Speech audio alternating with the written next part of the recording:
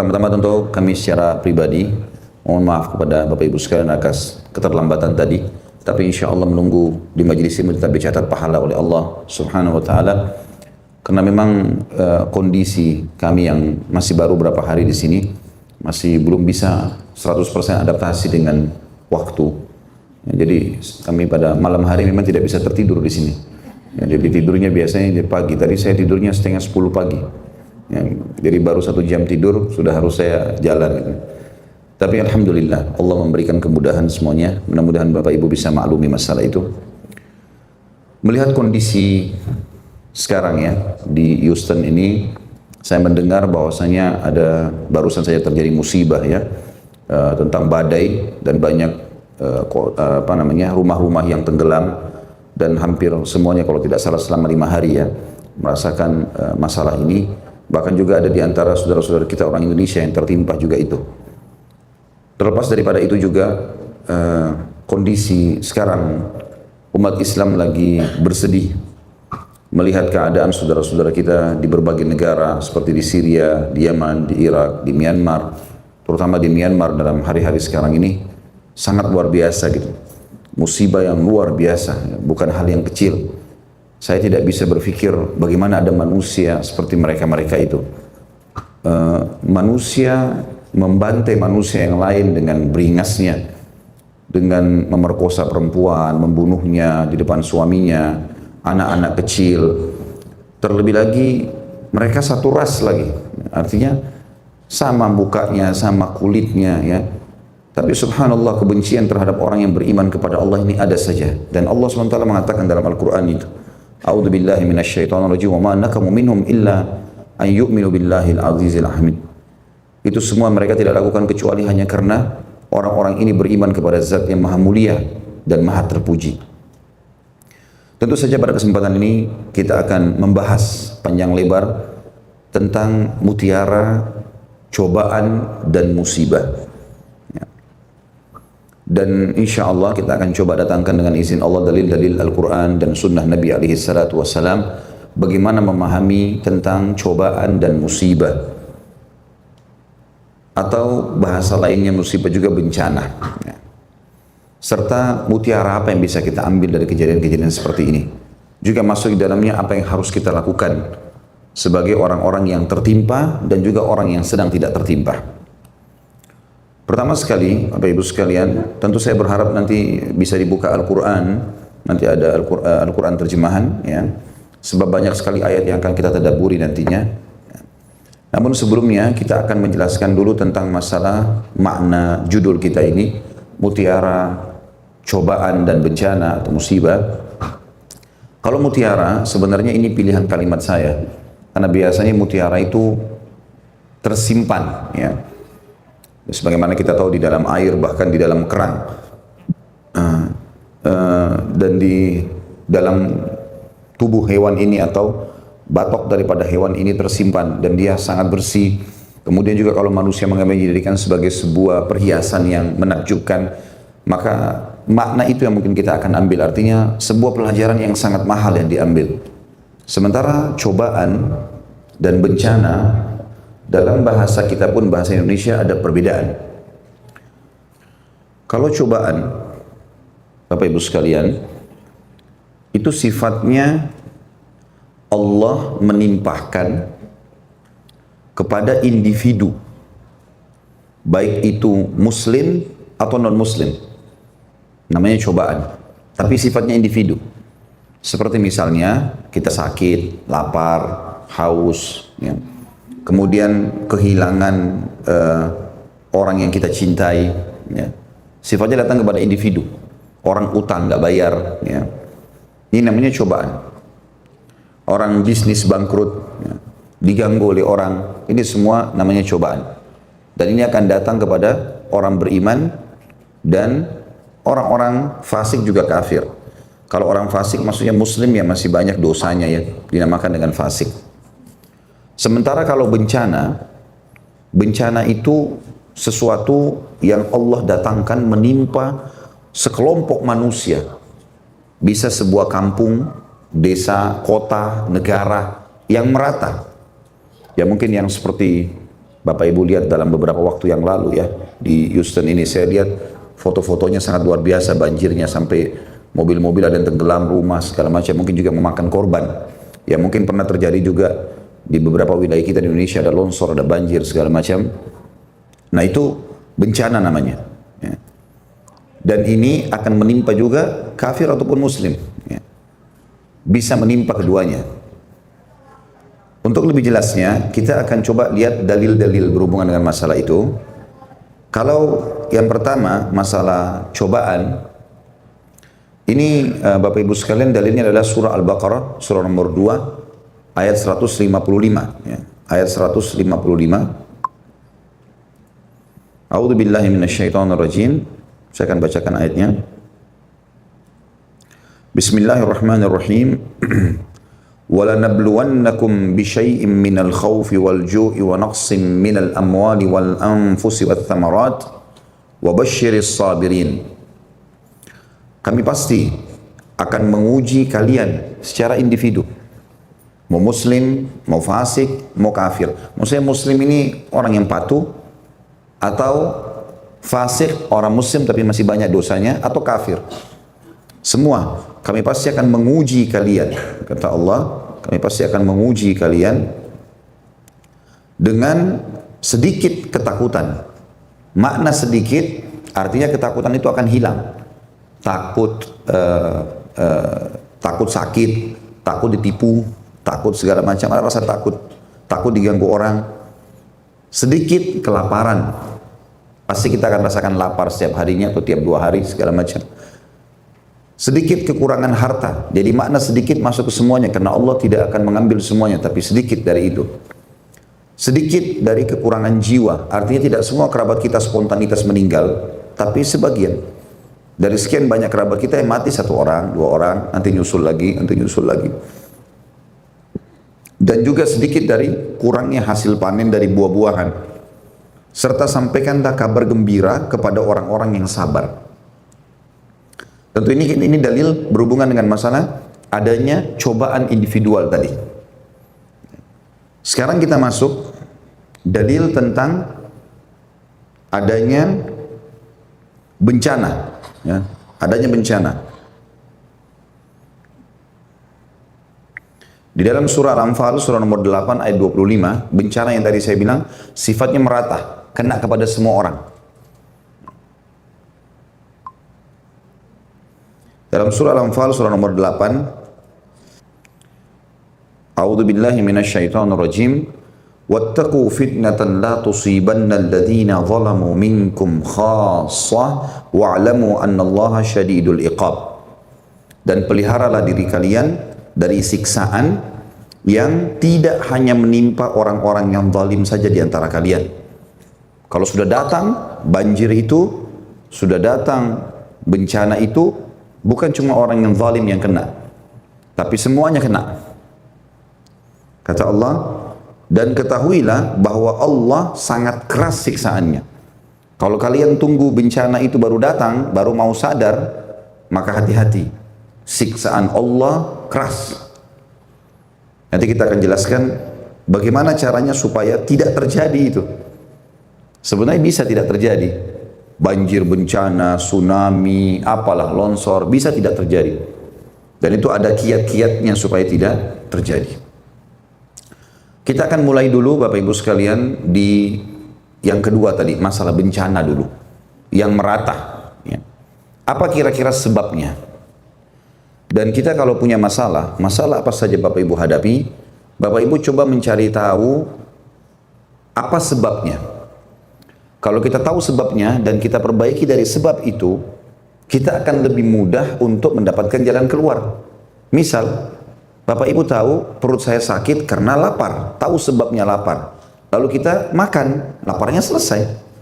Misal kita tahu udara panas, sebabnya karena AC belum menyala, kita nyalakan AC-nya. Ya. Perut kita mules misalnya, sebabnya adalah saya ingin buang air, maka saya ke WC, clear, selesai. Maka kalau kita punya masalah apapun, cari sebabnya. Inti permasalahan apa, perbaikin dari situ, selesai. Kita nggak usah misalnya membongkar seluruh ruangan ini hanya karena mencari tahu kenapa satu lampu tidak menyala. Kita cukup mencari mana sumber permasalahan. Oh, lampu di ujung sana yang tidak menyala, atau AC yang sebelah sana tidak menyala. Maka kita coba ke titik itu, kemudian kita perbaiki, akan selesai sebenarnya masalahnya. Jadi mengetahui sebab permasalahan itu sangat penting. Sebab datangnya bencana ada beberapa, dan ini kalau kita hindari tidak akan terjadi, Bapak Ibu sekalian. Ya. Ada satu ayat Al-Quran, bukan satu, ada dua ayat sebenarnya ya. Kalau saya tidak salah itu disebutkan di dalam surah Al-Qasas.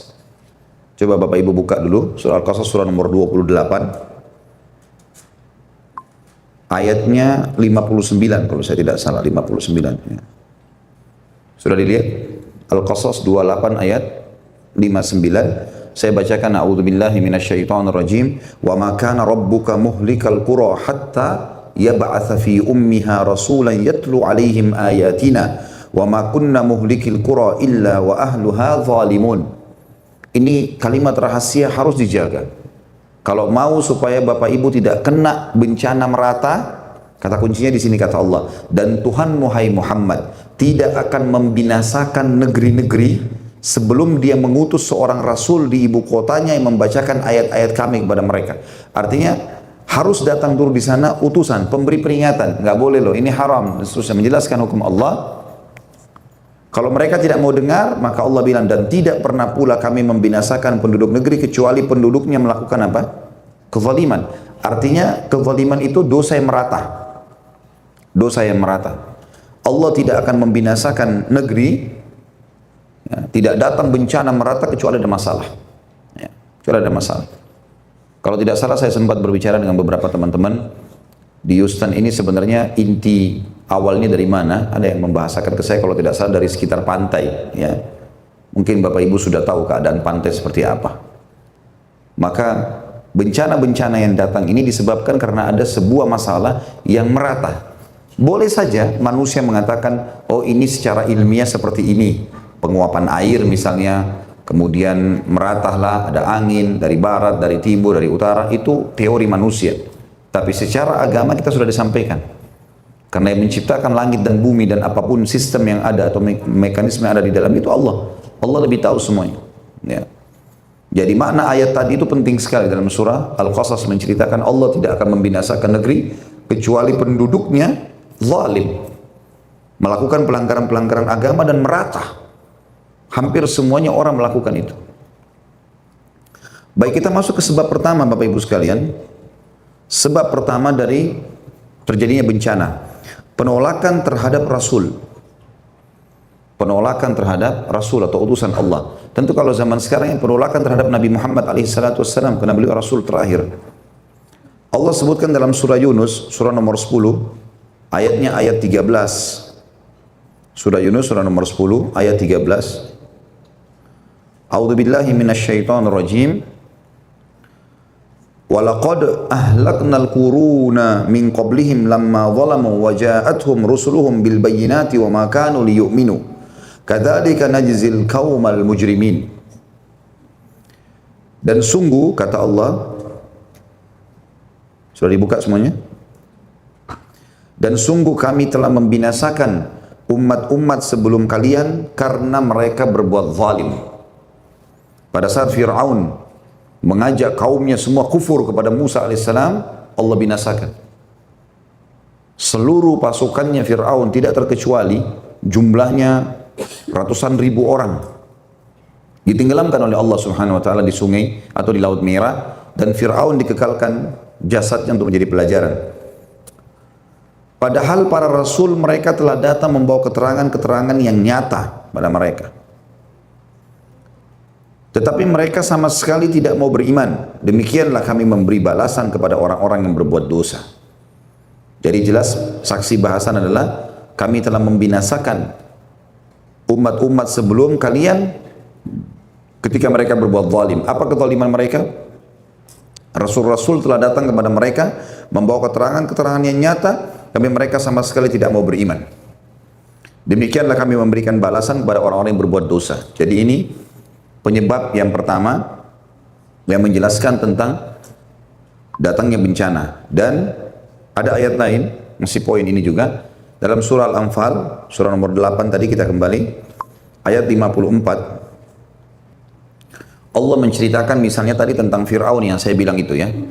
Al-Anfal surah nomor 8 ayat 54. A'udzu billahi minasyaitonir rajim. Kadabi ali fir'auna walladzina min qablihim kadzdzabu biayati rabbihim fa ahlaknahum bidzunubihim wa agraqna ala fir'aun wa kullun kanu zalimin. Perhatikan baik-baik terjemahannya. Keadaan mereka umat-umat yang Allah akan binasakan, siapapun yang melakukan sama akan datang akibat yang sama. Jadi kita lihat Bapak Ibu sekalian, keadaan umat-umat sebelum kita seperti umatnya, seperti Fir'aun, umatnya Nabi Musa AS, seperti Namrud, umatnya Nabi Ibrahim AS, seperti kaum Sodom, umatnya Nabi Lut AS, seperti kaum Thamud, umatnya Nabi Salih AS, seperti kaum Hud, kaum Ad, kaumnya Nabi Hud AS. Ini semua Bapak Ibu sekalian, sampai sekarang tempat-tempat tinggal mereka bisa kita lihat, bisa kita saksikan. Ya, Bapak Ibu kalau ketik sekarang di Google apa yang tidak bisa didapatkan tentang foto-foto kaum Samud, ya, atau kaum Sodom, ya, kaum Ad, apalah ya, Namrud, peninggalan kerajaan Namrud, piramida, peninggalan Fir'aun, ada semuanya. Allah SWT berikan keadaan mereka, orang-orang yang mengikuti umat-umat ini yang binasa, yang Allah binasakan karena kekafiran, siapapun yang ikuti akan sama akibatnya, akan sama. Yang mengikuti para nabi, beriman kepada Allah, sebagaimana para nabi dan pengikut berimannya selamat, Musa dan pengikutnya selamat, Ibrahim AS dan pengikutnya selamat, Nuh dengan yang beriman selamat, ya, Saleh yang beriman selamat, ya, Hud dengan yang beriman selamat, Lut yang beriman dan yang beriman beliau selamat. Ini semua akan sama akibatnya. Kata Allah, keadaan mereka serupa dengan keadaan pengikut Fir'aun dan orang-orang yang sebelum mereka. Mereka mendustakan ayat-ayat Tuhannya, maka kami membinasakan mereka disebabkan dosa-dosanya. Dan kami tenggelamkan Fir'aun dan pengikut-pengikutnya karena mereka adalah orang-orang zalim.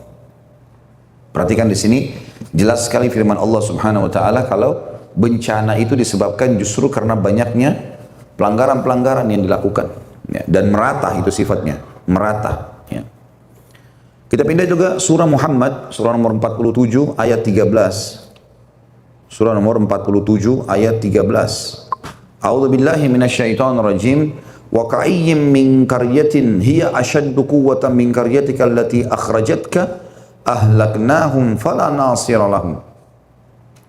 Waktu baginda Nabi Muhammad SAW diusir dari Mekah, artinya waktu mau dibunuh, kemudian akhirnya beliau hijrah ke Madinah, maka Allah SWT menurunkan ayat ini, dan betapa banyak negeri yang penduduknya lebih kuat dari penduduk negerimu, hai Muhammad, maksudnya Mekah, yang telah mengusirmu itu, kami telah membinasakan mereka, maka tidak seorang pun yang menolong mereka. Tidak seorang pun. Dan saya sarankan sebentar Bapak Ibu sekali lagi dibuka ya tentang peninggalan-peninggalan situs ya. Dilihat lagi kembali peninggalan Fir'aun, peninggalan Namrud, peninggalan kaum Sodom, ya, peninggalan kaum Thamud yang di Madain Saleh di Saudi. Lihat peninggalan-peninggalan mereka. Bagaimana masih ada tempat-tempat tinggal mereka. Dan ini semua pelajaran yang sangat luar biasa yang harus kita ambil pelajaran Bapak Ibu sekalian. Kemudian surah Asy-Syu'ara. Masih di poin pertama, penolakan terhadap para rasul. Dalam surah Asy-Syu'ara, surah nomor 26 ayat 139. Sudah? A'udzu billahi minasyaitonir rajim. Ini tentang kaum Hud ya, kaumnya Nabi Hud, namanya kaum Ad. A'udzu billahi minasyaitonir rajim. Fakadzdzabuhu fa ahlaknahum inna fi dzalika laayah wa ma kana aktsaruhum mu'minin. Maka mereka mendustakan Hud itu, kaum Ad. Lalu kami binasakan mereka. Sesungguhnya pada mereka itu benar-benar terdapat tanda-tanda kekuasaan Allah, tapi kebanyakan mereka tidak mau beriman. Itu tadi poin pertama tentang penolakan terhadap Rasul. Ya. Penolakan terhadap Rasul dan banyaknya orang-orang yang melakukan ini. Kata ulama ada dua makna penolakan Rasul. Penolakan secara umum yang sifatnya kekufuran. Jadi misalnya orang yang kufur, misalnya risalah Nabi Muhammad SAW, kufur. Sudahlah, enggak ada Muhammad itu, bukan Nabi. Maka ini sudah cukup membuka, kalau ini merata hampir semua masyarakat meyakini itu, dan sudah sampai kepada mereka para da'i-da'i, sampai kepada mereka dari media, bagaimana keterangan tentang yang risalah yang dibawa Nabi Muhammad SAW, maka sudah ada hujjah atas mereka, atau argumentasi sudah sampai atas mereka. Dan ini tentu banyak sekali ya, di negara-negara non-muslim yang menolak Nabi Muhammad SAW, terbukti mereka tidak mau beriman. Ya. Yang kedua adalah kaum muslimin, tapi mereka menolak risalah Nabi Muhammad SAW. Artinya mereka mau menerima apa yang mereka suka, mereka tidak mau menerima apa yang mereka tidak suka. Ada di antara muslimin begitu. Ya. Dan ini kalau merata, maka bisa mendatangkan bencana. Apa yang mereka suka, mereka terima. Apa yang mereka tidak suka, ditolak. Bahkan tidak sedikit di antara kaum muslimin, semoga Allah kasih hidayah, yang berusaha menggerogoti dan mengolok-olok sunnah-sunnah Nabi SAW. Banyak sekali begitu. Misal laki-laki disunnahkan berjenggot. Baik, kalau dia tidak mau berjenggot, jangan dia olok-olok. Karena kalau dia olok-olok itu sunnah Nabi SAW, tidak boleh. Perintah Allah, wahyu dari langit. Kata Nabi SAW, lebatkan jenggot kalian, potonglah kumis kalian, dan bertolak belakanglah dengan orang-orang majus, penyembah api. Dan dikatakan Nabi SAW kalau baca Al-Quran, kalau lagi baca Al-Quran menghadap kiblat, maka para sahabat bisa melihat jenggot beliau dari belakang karena lebatnya. Baik, ada orang menjadikan bahan olok-olok. Kenapa begini, kenapa begitu? Baik, kalau tidak mau lakukan, jangan olok-olok. Karena mengolok-olok sunnah Nabi SAW masuk dalam masalah penolakan terhadap Rasul. Berbahaya. Menjadi penyebab pemicu datangnya bencana umum. Misalnya seorang muslimnya pakai jilbab. Dia pakai karena dia tahu ini agama perintahkan. Gitu. Lalu kemudian ada orang tidak pakai jilbab, ngolok-ngolok. Kenapa pakai jilbab? Kenapa jilbabnya besar? Kenapa begini? Kenapa harus diolok-olok? Kalau kita lihat ada orang lebih baik secara agama, Bapak Ibu sekalian, kita harus memujinya. Kita mengatakan, Masya Allah, mudah-mudahan satu waktu saya bisa seperti kamu ya. Gitu. Ya, kita harus belajar. Bukan malah kita olok-olok. Nah ini masuk poin kedua dalam masalah penolakan terhadap Rasul. Ya, terutama di sini Nabi Muhammad SAW. Makanya kata Nabi SAW, kullukum yadkhulul jannata illa man aba, dalam hadis sahih. Kalian semua pasti bisa masuk surga, kecuali yang menolak. Kata para sahabat, wa may ya'ba ya Rasulullah, siapa orang yang menolak masuk surga, wahai utusan Allah? Kata Nabi SAW, man ata'ani dakhalal jannah, wa man asani faqad aba. Siapa yang mau menerima semua perintahku, suka atau tidak suka, sunnah atau wajib, dan meninggalkan laranganku, haram atau makruh, maka dia mau masuk surga. Dan siapa yang menolak itu, memilah-milah, gitu kan, maka berarti dia menolak untuk masuk surga. Karena Rasulullah SAW tidak diutus kecuali untuk menyampaikan kepada kita wahyu dari langit. Dan Islam, agama ini adalah panduan hidup, bukan pilihan, tapi memang harus, kewajiban. Baik, kita masuk ke penyebab yang kedua. Tentu contoh-contoh penyebab penolakan terhadap Rasul, saya tadi kasih garis besarnya. Ini mungkin Bapak Ibu bisa tarik dalam segala lini kehidupan kita. Ya, banyaknya penolakan terhadap penyampaian baginda Nabi SAW. Kalau kita lihat kehidupan para sahabat, Bapak Ibu sekalian, luar biasa mereka. Sampai para sahabat itu menunggu di depan rumah Nabi SAW, lihat. Begitu Nabi keluar, apalagi ini penyampaiannya, langsung diamalkan, langsung diamalkan. Apa yang dilarang ditinggalkan semua. Betul-betul dijadikan ini panduan hidup, bukan pilihan. Sebagaimana nanti kita akan jelaskan insya Allah di materi kita yang akan datang, kita akan membahas tentang sempurnanya dan indahnya Islam itu. Penyebab yang kedua datangnya bencana adalah meratahnya dosa besar. Meratahnya dosa besar. Kalau tadi yang pertama penolakan terhadap Rasul, baik itu perintah tidak dikerjakan ataupun larangan dilanggar. Ini dalilnya dalam surah Al-An'am, surah nomor 6 ayat 6. Surah nomor 6 ayat 6. A'udzu billahi minasyaitonir rajim. Al-An'am surah nomor 6 ayat 6. Alam yarau kam ahlakna min qablihim min qarnin makkannahum fil ardi ma lam numakkin lakum wa arsalna as-samaa'a 'alaihim midrara wa ja'alna al-anhara tajri min tahtihim fa ahlaknahum bidhunubihim wa ansha'na min ba'dihim qarnan akharin. Kata Allah, tidakkah mereka itu memperhatikan berapa banyak generasi berarti dari turun-temurun, ya. Sebelum mereka yang telah kami binasakan, sebelum kita ini banyak sekali orang yang sudah Allah binasakan. Padahal generasi itu telah kami teguhkan kedudukan mereka di muka bumi. Mereka lebih gagah, lebih cantik, lebih pintar, lebih kaya, banyak. Fir'aun itu tinggi, besar, putih, gagah, keturunannya banyak, kaya raya, pasukannya tidak pernah kalah dalam peperangan, menguasai setengah dunia. Apa yang Fir'aun tidak miliki, Allah teguhkan di muka bumi dikasih, yaitu keteguhan yang belum pernah kami berikan kepada kalian. Kami curahkan hujan yang lebat untuk mereka dan kami jadikan sungai-sungai mengalir di bawah mereka. Kemudian kami binasakan mereka. Kenapa? Karena dosa-dosa mereka sendiri, dosa-dosa besar merata, zina merata, riba merata, bohong merata, penipuan merata, semua merata. Dan kami ciptakan setelah kami binasakan mereka itu generasi yang baru. Jadi saksi bahasan kita, Allah binasakan juga di sini penyebab karena dosa besar merata. Ya.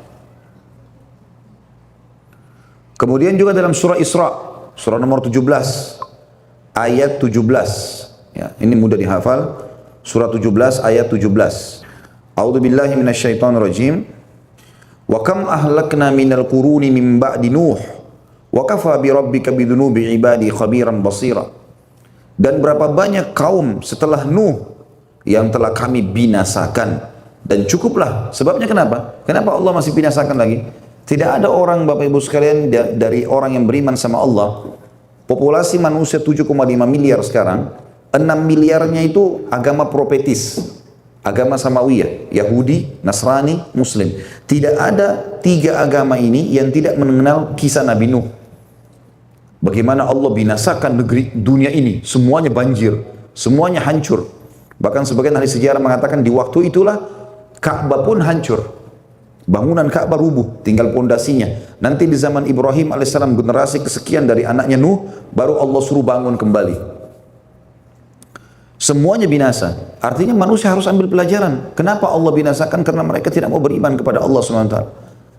Lalu kata Allah, berapa banyak kaum itu 3 orang ke atas, diistilahkan dengan kaum. Setelah Nuh yang telah kami binasakan. Apa sebabnya?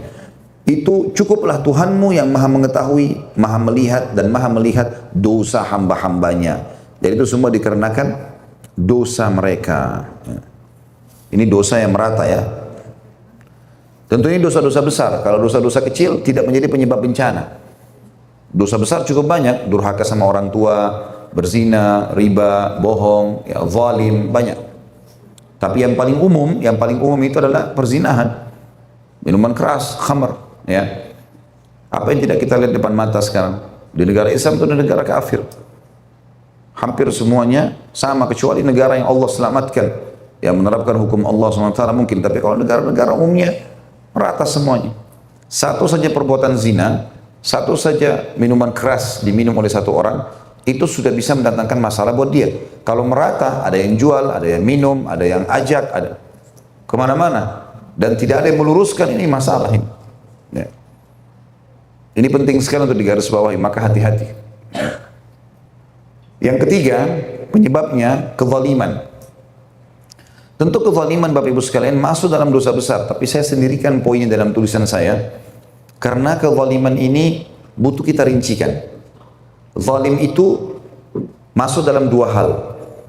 Mengambil haknya orang lain atau tidak memberikan haknya orang lain.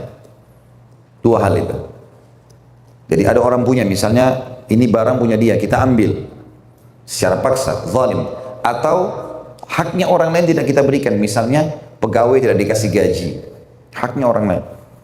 Haknya istri, haknya suami, haknya anak, haknya orang tua. Itu namanya kezaliman. Ya. Ini juga menjadi penyebab. Kalau kezaliman merata, maka ini akan menjadi penyebab bencana. Jangan heran kalau datang perampok, lalu mengambil semuanya. Jangan heran kalau datang banjir, menghantam semuanya. Jangan heran kalau datang longsor, semuanya kena. Dan seterusnya. Ya. Jadi harus dijadikan sebagai bahan muhasabah. Surah Al-Hajj dalilnya, surah nomor 22 ayat 45. Surah nomor 22 ayat 45. A'udzubillahi minasyaitonirrajim. فَكَأَيِّن مِّن قَرْيَةٍ أَهْلَكْنَاهَا وَهِيَ ظَالِمَةٌ فَهِيَ خَاوِيَةٌ عَلَى عُرُوشِهَا وَبِئْرٍ مُعَطَّلَةٍ وَقَصْرٍ مَشِيدٍ. Maka betapa banyak negeri yang telah kami binasakan karena penduduknya dalam keadaan zalim. Mengambil haknya orang lain, saling mengambil hak atau tidak memberi hak orang lain. Sehingga runtuh bangunan-bangunannya. Dan betapa banyak pula sumur-sumur yang telah ditinggalkan, dan istana-istana yang tinggi tidak ada penghuninya. Artinya Allah SWT perlihatkan kepada kita, karena kezaliman itu merata, maka Allah jadikan semua itu jadi permasalahan. Ya. Tentu di sini Bapak Ibu bisa kalau selesai kejadian banjir ini ya, atau ada masalah apa ya yang sifatnya bencana umum, coba kita lewat setelah kejadian selesai dan lihat baik-baik. Bukankah tadi itu rumah-rumah mewah yang bagus? Bukankah tadinya mobil-mobil yang bagus? Bagaimana Allah menjadikan sebagai pelajaran buat kita? Lihat bagaimana kalau siksaannya Allah datang. Gitu. Bapak Ibu tahu gempa kalau terjadi itu hitungan detik.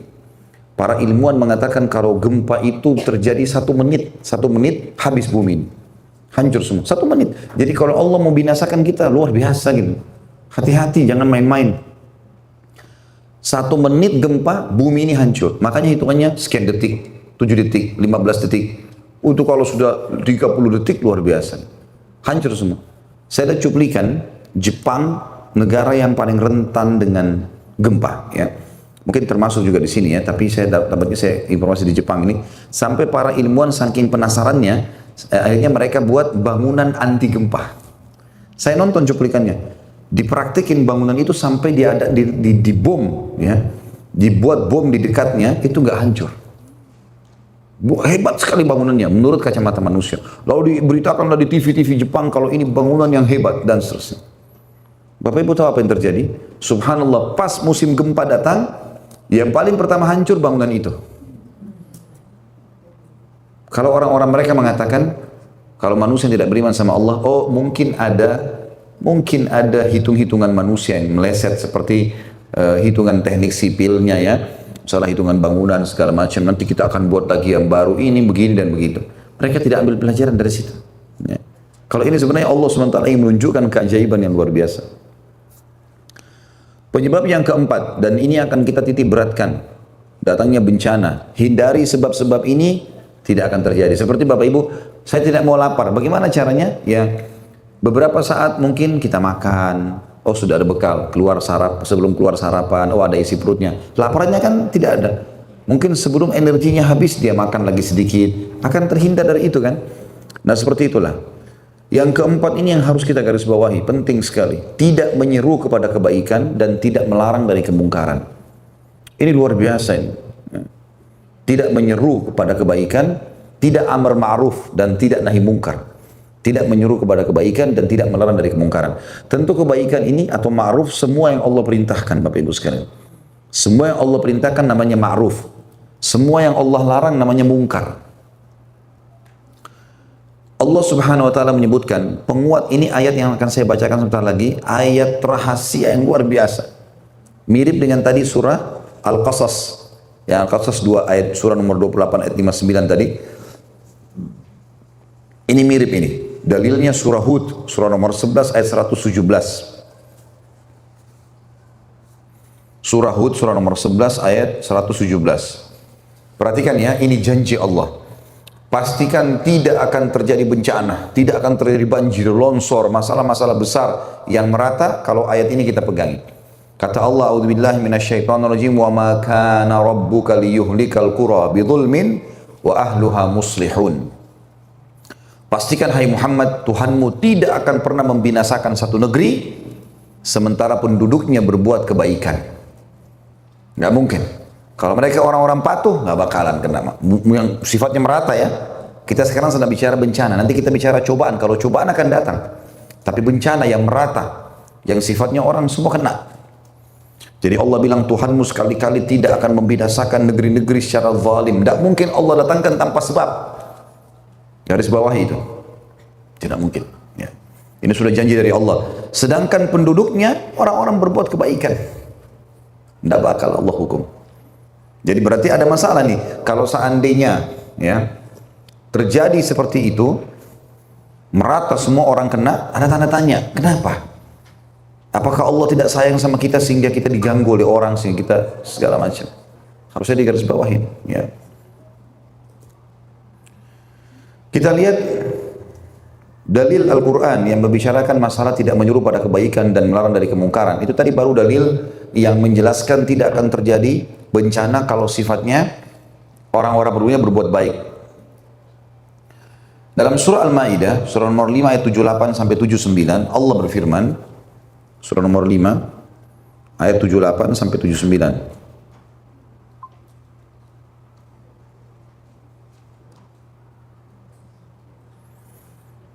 A'udzu billahi minasyaitonir rajim. Lu'ina alladhina kafaru min bani Israil ala lisani Dawud wa Isa bin Maryam. Dzalika bima asaw wa kanu ya'tadun. Orang-orang kafir dari Bani Israel telah dilaknat melalui lisan atau ucapan Daud dan Isa putra Maryam. Jadi nabi mereka sendiri melaknat mereka. Laknat itu memohon kepada Allah agar berkah hidup mereka diangkat. Apa sebabnya ini? Kenapa nabi mereka, Bani Israel, Bani artinya keturunan Bapak Ibu sekalian, Israel itu nama lainnya Nabi Yakub. Jadi kalau dikatakan Bani Israel berarti keturunan Nabi Yakub. Kenapa nabi mereka melaknat mereka, minta agar Allah angkat berkah hidupnya? Yang demikian itu karena mereka durhaka dan selalu melampaui batas. Apa yang Allah maksudkan? Kenapa Allah bilang suruh Nabi Daud dan suruh Nabi Isa alaihissalam melaknat Bani Israel yang sedang didakwahi oleh mereka? Dan itu kata Allah karena mereka selalu durhaka dan melampaui batas. Apa kedurhakaan mereka? Apa melampaui batas mereka? Perhatikan ayat 79-nya. Ini yang Allah jelaskan. Kanu la yatanahawna an munkarin fa'alu labi'sa ma kanu yaf'alun. Mereka tidak saling mencegah perbuatan mungkar yang selalu mereka perbuat. Sungguh sangat buruk apa yang mereka perbuat itu. Jadi kita lihat di sini sebabnya karena mereka tidak melarang kemungkaran yang terjadi di antara mereka. Ya. Tentu Bapak Ibu sekalian, tolak ukur kemungkaran adalah semua yang Allah larang. Jadi Bapak Ibu jangan merasa, oh yang penting saya selamat. Masalah orang lain tidak sholat urusan dia. Masalah dia tidak tutup aurat urusan dia. Masalah dia berbohong urusan dia. Yang penting bukan saya. Oh nggak bisa begitu. Kita nggak bisa masuk surga sendiri. Kita harus menyuruh kepada kebaikan. Dan kita harus melarang kemungkaran. Walaupun sebenarnya kata kuncinya adalah kita menyeru pada kebaikan kalau kita lihat kebaikan itu ditinggalkan. Misalnya kita lagi jalan sama seorang teman, azan, kita sholat, dia nggak sholat. Kita lihat kebaikan itu, ma'ruf, perintah Allah sholat tidak dikerjakan. Di sini wajib kita amar ma'ruf, nahi mungkar. Kita tidak ada kewajiban dalam Islam, keluar dari masjid, kita pegang tangannya orang yang lewat, lalu kita mengatakan, apa kau sudah sholat nggak? Nggak ada urusan. Atau kita nggak perlu ketuk-ketuk rumahnya orang, Bu, Pak, sudah sholat belum? Nggak ada urusan. Kalau dilihat depan mata dia nggak sholat, kita tahu nih waktunya azan, kita masuk masjid sholat, dia tidak sholat. Misalnya di sini azan, orang duduk di belakang sana nggak sholat, dia lagi ngobrol sama temannya. Kita lihat depan mata, ma'ruf ditinggalkan, itu wajib. Ya, sama juga dengan mungkar. Ya. Itu kan tadi ma'ruf, sholat, ibadah, perintah ditinggalkan. Kalau mungkar misalnya depan mata kita lihat orang berzina, depan mata kita lihat orang melakukan perbuatan mungkar. Di sini wajib. Tapi kita tidak perlu ngorek-ngorek keadaan orang. Kamu pernah berzina enggak? Kamu pernah begini enggak? Enggak perlu kita tanya-tanya orang. Bahkan dalam masalah rumah tangga Bapak Ibu sekalian tidak boleh seorang suami atau istri bertanya pada pasangannya, kamu pernah berzina enggak? Enggak ada urusan, enggak usah tanya. Karena enggak kelihatan depan mata, enggak usah. Enggak usah dikorek-korek. Ya. Dan tidak usah ambil tugasnya malaikat. Terutama ibu-ibu ini. Enggak usah cek-cek HP-nya suami. Ada malaikat. Allah kasih kita berapa malaikat? 3 yang mendampingi kita. Pencatat amal baik, pencatat amal buruk, dan malaikat hafal namanya, yang menjaga kita. Ada 3. Yang ini catat, tugasnya cuma catat kebaikan, ini keburukan. Ini yang satu untuk mengimbangi korin kita dari syaitan. Syaitan suruh kita berbuat salah, ini suruh kita berbuat baik. Sampai kata Nabi SAW, kalau kalian mau tidur, maka pendamping kalian dari malaikat akan berkata, tutuplah hidupmu dengan kebaikan. Kalau Bapak Ibu mau tidur malam, coba renungi baik-baik. Ada bisikan di lubuk hati kita atau di pikiran kita, tutup hidupmu dengan kebaikan. Artinya diingatkan oleh malaikat tersebut semua perbuatan baik kita hari itu. Yang kita sholat, yang kita silaturahim keluarga, yang kita jenguk orang sakit, yang kita bersedekah, semuanya ini diingatkan. Supaya kita buat itu sebagai program kita besok. Nanti akan datang pendampingnya dari korin, dari syaitan. Ini yang bilang, tutup hidupmu dengan keburukan. Dia ingatkan semua keburukannya hari itu. Ya zinanya, ya ribanya, ya bohongnya, ya segala macam. Supaya dia ikuti, buat itu program besok. Tinggal Bapak Ibu mau pilih yang mana. Sama juga hadis Nabi SAW. Kalau kalian terkaget di malam hari, maka pendampingnya dari malaikat akan berkata, sholatlah. Coba Bapak Ibu kalau terkaget malam, terus bangun jam 3 misalnya. Itu jam 4, ada bisikan dalam hati, sholat tahajud. Itu peringatan dari malaikat. Dan korinnya dari syaitan akan berkata, malam masih panjang, tidurlah dulu. Ikut yang mana? Nah, yang ketawa-ketawa tahu diri ini biasa ya, ikuti yang mana.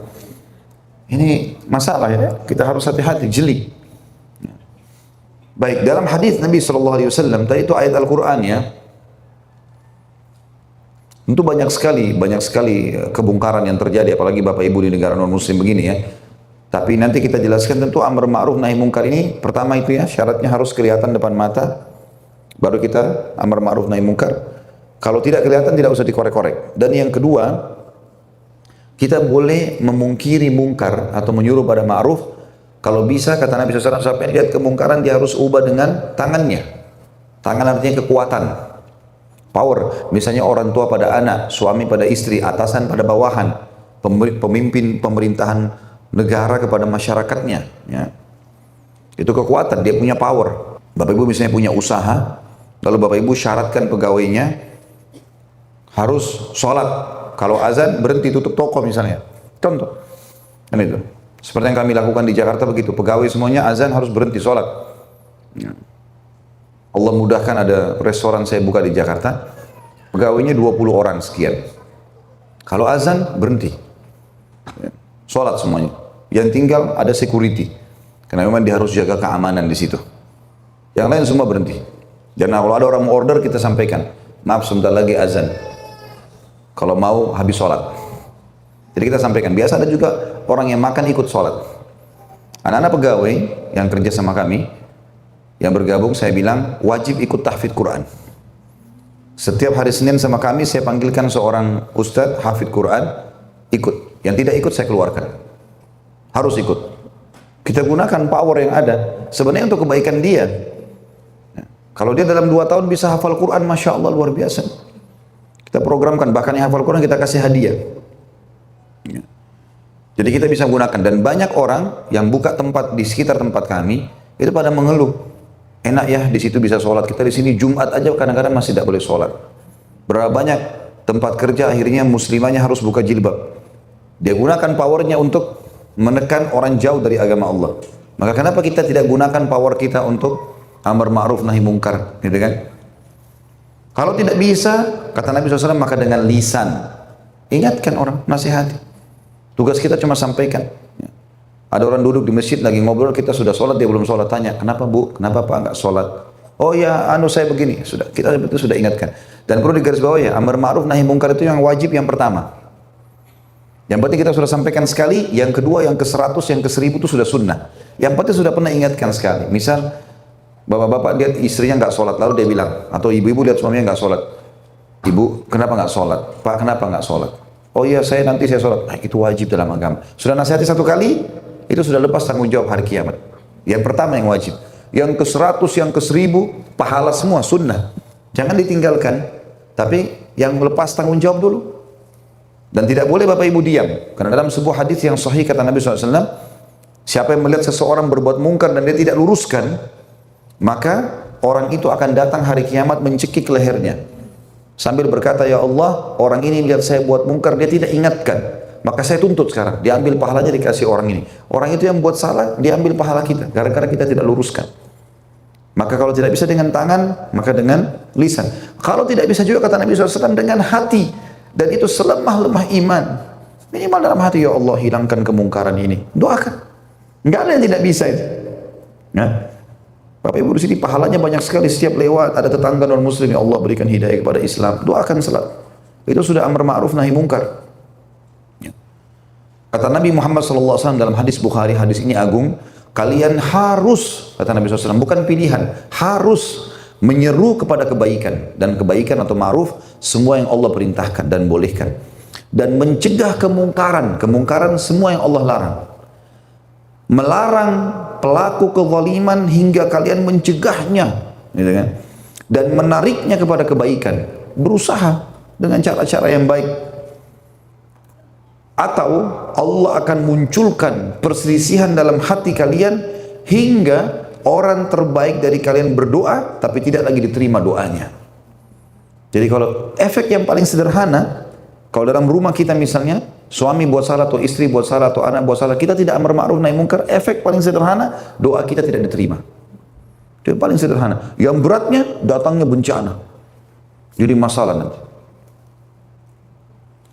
Juga dalam hadis yang sahih riwayat Imam Bukhari Muslim, kata Nabi SAW, kalian harus mencegah kemungkaran. Atau Allah yang maha suci dan maha tinggi akan timpahkan kepada kalian semua bencana. Jadi kalau Bapak Ibu tinggal di satu komplek isinya 15 rumah. Kita 2 rumah ini baik-baik, ada 13 rumah tidak baik semuanya. Banyak, mendominasi. Kita harus amar ma'ruf nahi munkar. Minimal dengan hati tadi saya bilang, minimal. Ya Allah berikan hidayah. Kalau di sini mungkin kena non muslim rata-rata mungkin agak sulit, tapi kita amar ma'ruf nahi munkar dengan hati. Ya Allah berikan hidayah, ya Allah gini. Bukan mustahil kita berteman baik kemudian kita memberikan buku-buku yang bisa mengajak mereka pada Islam. Tapi kalau misalnya tetangga kita orang non muslim tapi orang muslim tapi fasik, banyak dosanya gitu. Maka minimal sekali ya kita datang nasihatin, sampaikan kepada RT kalau di Indonesia. Ini orang suka begini, ini orang suka begini. Ya. Mabuk sembarangan segala macam. Nah ini kita amar ma'ruf nahi munkar. Kalau tidak, nanti datang perampok di komplek itu semuanya kena. Jadi bencananya akan datang merata.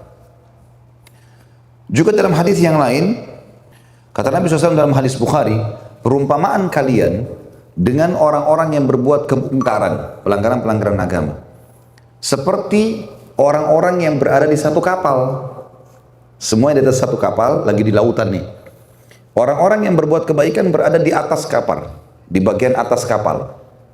Dan orang-orang yang berbuat kemungkaran berada di deknya kapal, di bagian bawahnya kapal. Maka orang-orang yang di bawah ini, setiap kali mau mengambil air, mereka harus naik ke atas. Timba dari atas, ngelewatin orang-orang yang baik-baik ini. Itulah yang terjadi ya. Jadi maksudnya, orang-orang beriman ini kalau ada, selalu mengingatkan, jangan, nggak boleh, harus begini, kita ingatkan. Maka orang-orang yang berbuat dosa ini merasa terganggu. Mereka akhirnya selalu merasa terganggu dan mereka, tadi dikatakan oleh Nabi SAW, ibaratnya satu kapal, orang beriman di atas, orang berbuat mungkar di bawah. Mereka selalu kalau mau ambil air naik ke atas, lewatin orang-orang beriman ini. Pasti kalau lewat diingatkan lagi, sholat, tutup aurat, inilah. Dia merasa terganggu apa yang mereka lakukan, kata Nabi SAW. Lalu mereka berpikir, mereka berbicara, bagaimana kalau kita bolongin saja kapal ini, supaya nggak usah naik ke atas. Lubangin, airnya masuk kan air laut. Nggak usah naik ke atas. Jadi nggak lewat-lewat di depannya orang-orang beriman itu. Apa kata Nabi SAW? Kalau kalian biarkan mereka membolongin kapal itu, maka kalian akan binasa semuanya. Semua kapal akan tenggelam. Berarti nggak boleh kita diam, gitu kan? Harus kita amar ma'ruf nahi munkar. Nggak bisa tidak. Dan ini satu hal yang harus digarisbawahi Bapak Ibu sekalian. Kalau tidak bahaya sekali. Ya. Baik, kalau seandainya Bapak Ibu lagi ada di situ, di satu lokasi, tinggal di komplek, tinggal di satu kota, tinggal di desa, tinggal bekerja di satu perusahaan, Bapak Ibu melihat kemungkaran, luruskan, jangan loh, nggak boleh, gitu kan, nggak baik, ingatkan. Walaupun orang non Muslim misalnya dia mencuri, nggak boleh loh. Walaupun kita tidak bilang agama saya melarang, nggak. Kita tahu mencuri misalnya dilarang oleh pemerintahan sini misalnya, kita bilang nggak boleh itu dilarang, atau korupsi, atau bohong, atau apa sih kita ingatkan nggak boleh.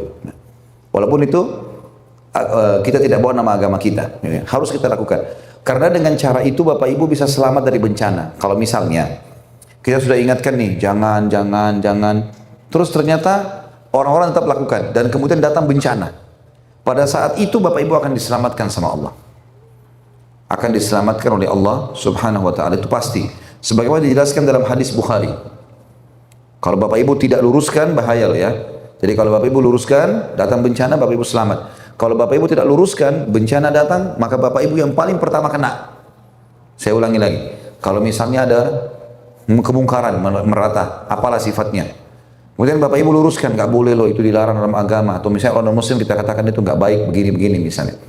Baik, kalau kita luruskan, kapan bencana datang, Allah buat dengan hikmahnya, kita bisa tidak di situ atau tidak kena. Allah buat kita punya hajat, pergi ke tempat lain, lah apalah, tidak jadi, tidak kena.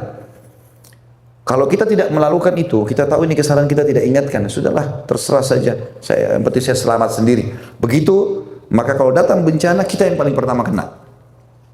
Dengarkan hadisnya. Kata Nabi SAW dalam hadis Bukhari, Allah mengutus Jibril, kata Nabi SAW, untuk menghancurkan satu negeri. Lalu Jibril menemukan salah satu penduduknya orang saleh. Ahli ibadah, orang saleh. Lalu Jibril berkata pada Allah, ya Allah, sungguhnya di negeri tersebut terdapat hambamu fulan, orang saleh, gitu kan. Allah berkata, mulailah siksaan atau azab darinya. Justru dia yang kau mulai hukum. Karena ia tidak pernah menyeru pada kebaikan dan tidak pernah melarang dari kemungkaran. Justru karena itu dia duluan disiksa. Kenapa dia tahu dia nggak ingatkan? Harusnya dia ingatkan. Ya. Makanya harus digarisbawahi ya, penting sekali untuk diketahui. Juga dalam hadits Ummu Salamah radhiyallahu anha, Ummul Mukminin yang mulia, salah satu istri Nabi SAW, beliau berkata, aku pernah dalam hadis riwayat Muslim, aku pernah bertanya kepada Nabi SAW, apakah kami akan ditimpa musibah atau siksaan sementara di antara kami terdapat orang-orang saleh? Kata Nabi SAW, iya, bila kerusakan agama telah merajalela. Artinya pelanggaran agama mendominasi lokasi tersebut dan tidak ada yang meluruskannya. Makanya harus hati-hati di sini Bapak Ibu sekalian, karena kita tidak boleh masuk surga sendiri. Seperti itulah. Ya. Baik, saya akan coba berikan gambaran apa yang Allah ceritakan dalam Al-Quran berkenaan dengan apa yang saya jelaskan tadi, contohnya yang real ya. Cerita tentang penduduk negeri Ilah namanya. Negeri Ilah. Sekarang ini masih ada wilayah Ilah namanya. Itu dulu masuk wilayah Palestina. Sekarang setelah Israel masuk merebut, menjajah Palestina, semoga Allah selamatkan. Itu negeri Ilah sekarang masuk wilayah Israel. Dulu setelah Nabi Musa AS meninggal, di situ ada penduduk dari Bani Israel di negeri Ilah.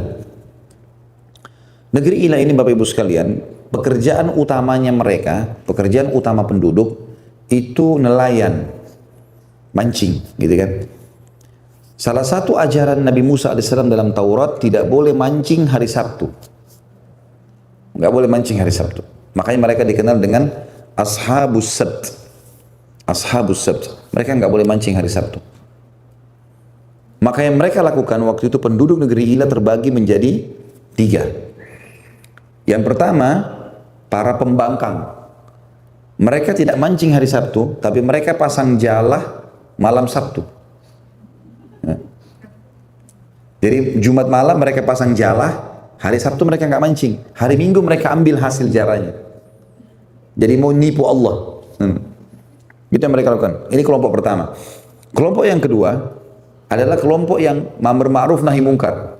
Datang lalu larang, nggak boleh. Allah larang dalam Taurat, nggak boleh mancing hari Sabtu.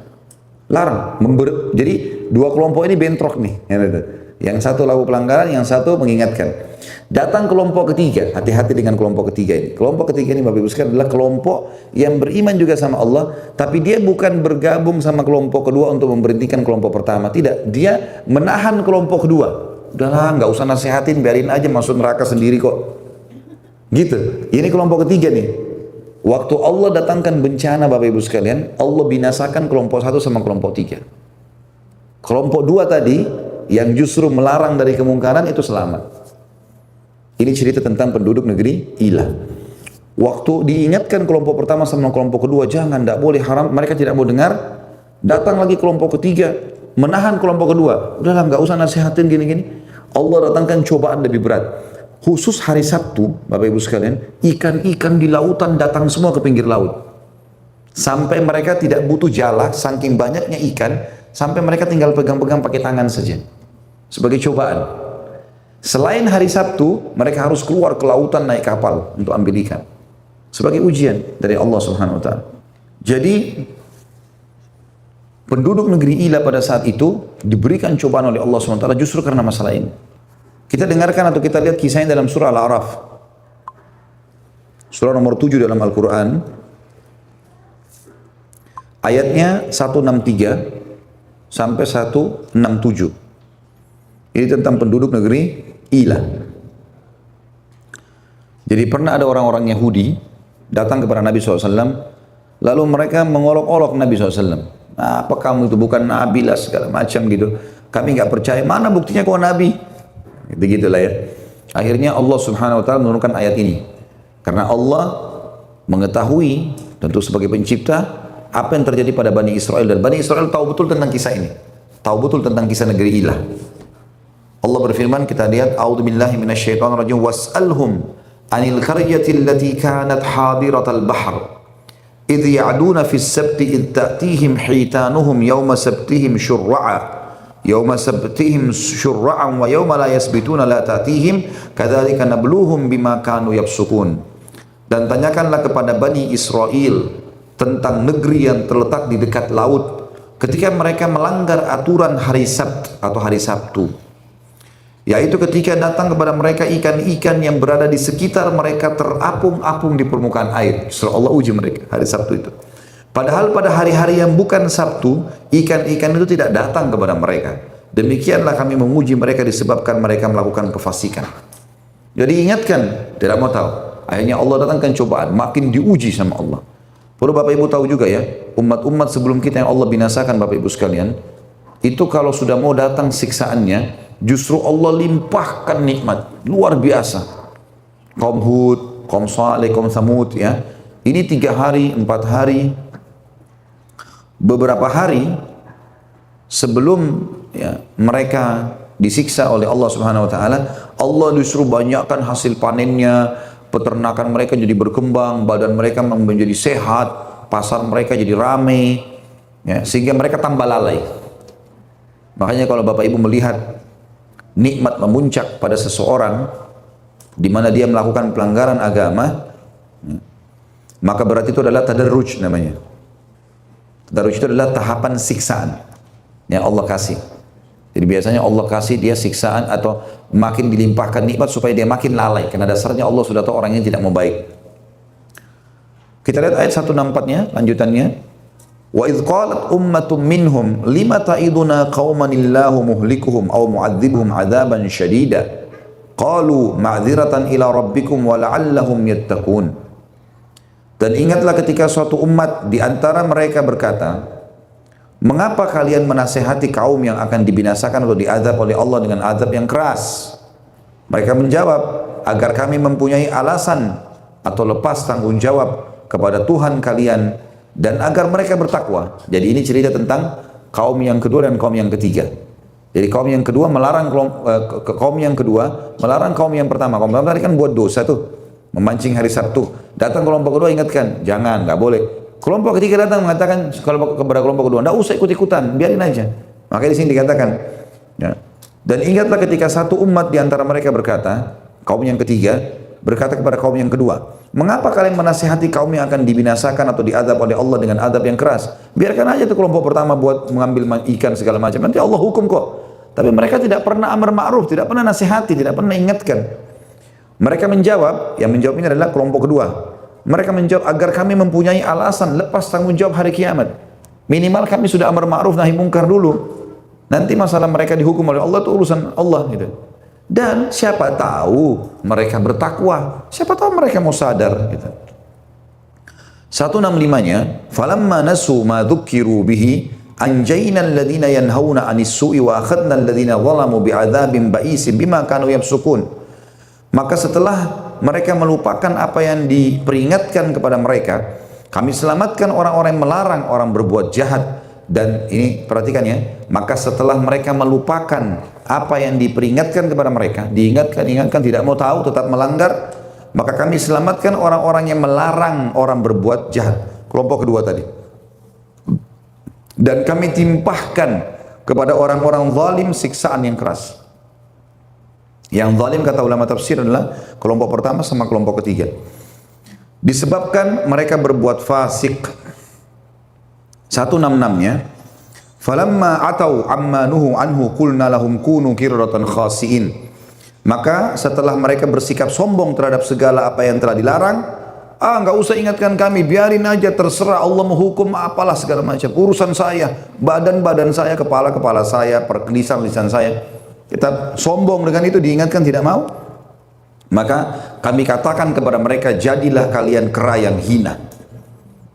Ya, jadi maksudnya di sini Allah SWT datangkan hukuman. Dalam sebuah hadis disebutkan Allah jadikan mereka ya, kerah selama 3 hari. Berubah jadi kerah, dikutuk oleh Allah SWT. Lalu kemudian Allah binasakan setelah 3 hari. Riwayatnya menjelaskan Allah ubah mereka menjadi kera dan babi. Makanya orang Yahudi mendapatkan julukan itu. Ya, saudaranya kerah dan babi. Memang begitu julukan disebutkan oleh Nabi alaihi salatu wassalam. Ada sedikit di sini penekanan di ayat 167-nya Bapak Ibu sekalian tentang masalah sekelompok dari Bani Israel. Kalau yang sekarang dikenal dengan kaum Yahudi. Semua yang mengaku pengikut Nabi Musa, ya, dikatakan kaum Yahudi. Diambil dari kata-kata Huda. Ya, Huda artinya taubat sebenarnya ya. Jadi waktu Nabi Musa alaihissalam pergi ke Bukit Tursina untuk menerima wahyu Taurat selama 40 hari, maka di Bani Israel Nabi Musa AS meninggalkan saudaranya Harun alaihissalam. Tapi Harun dikalah pamornya waktu itu oleh Samiri.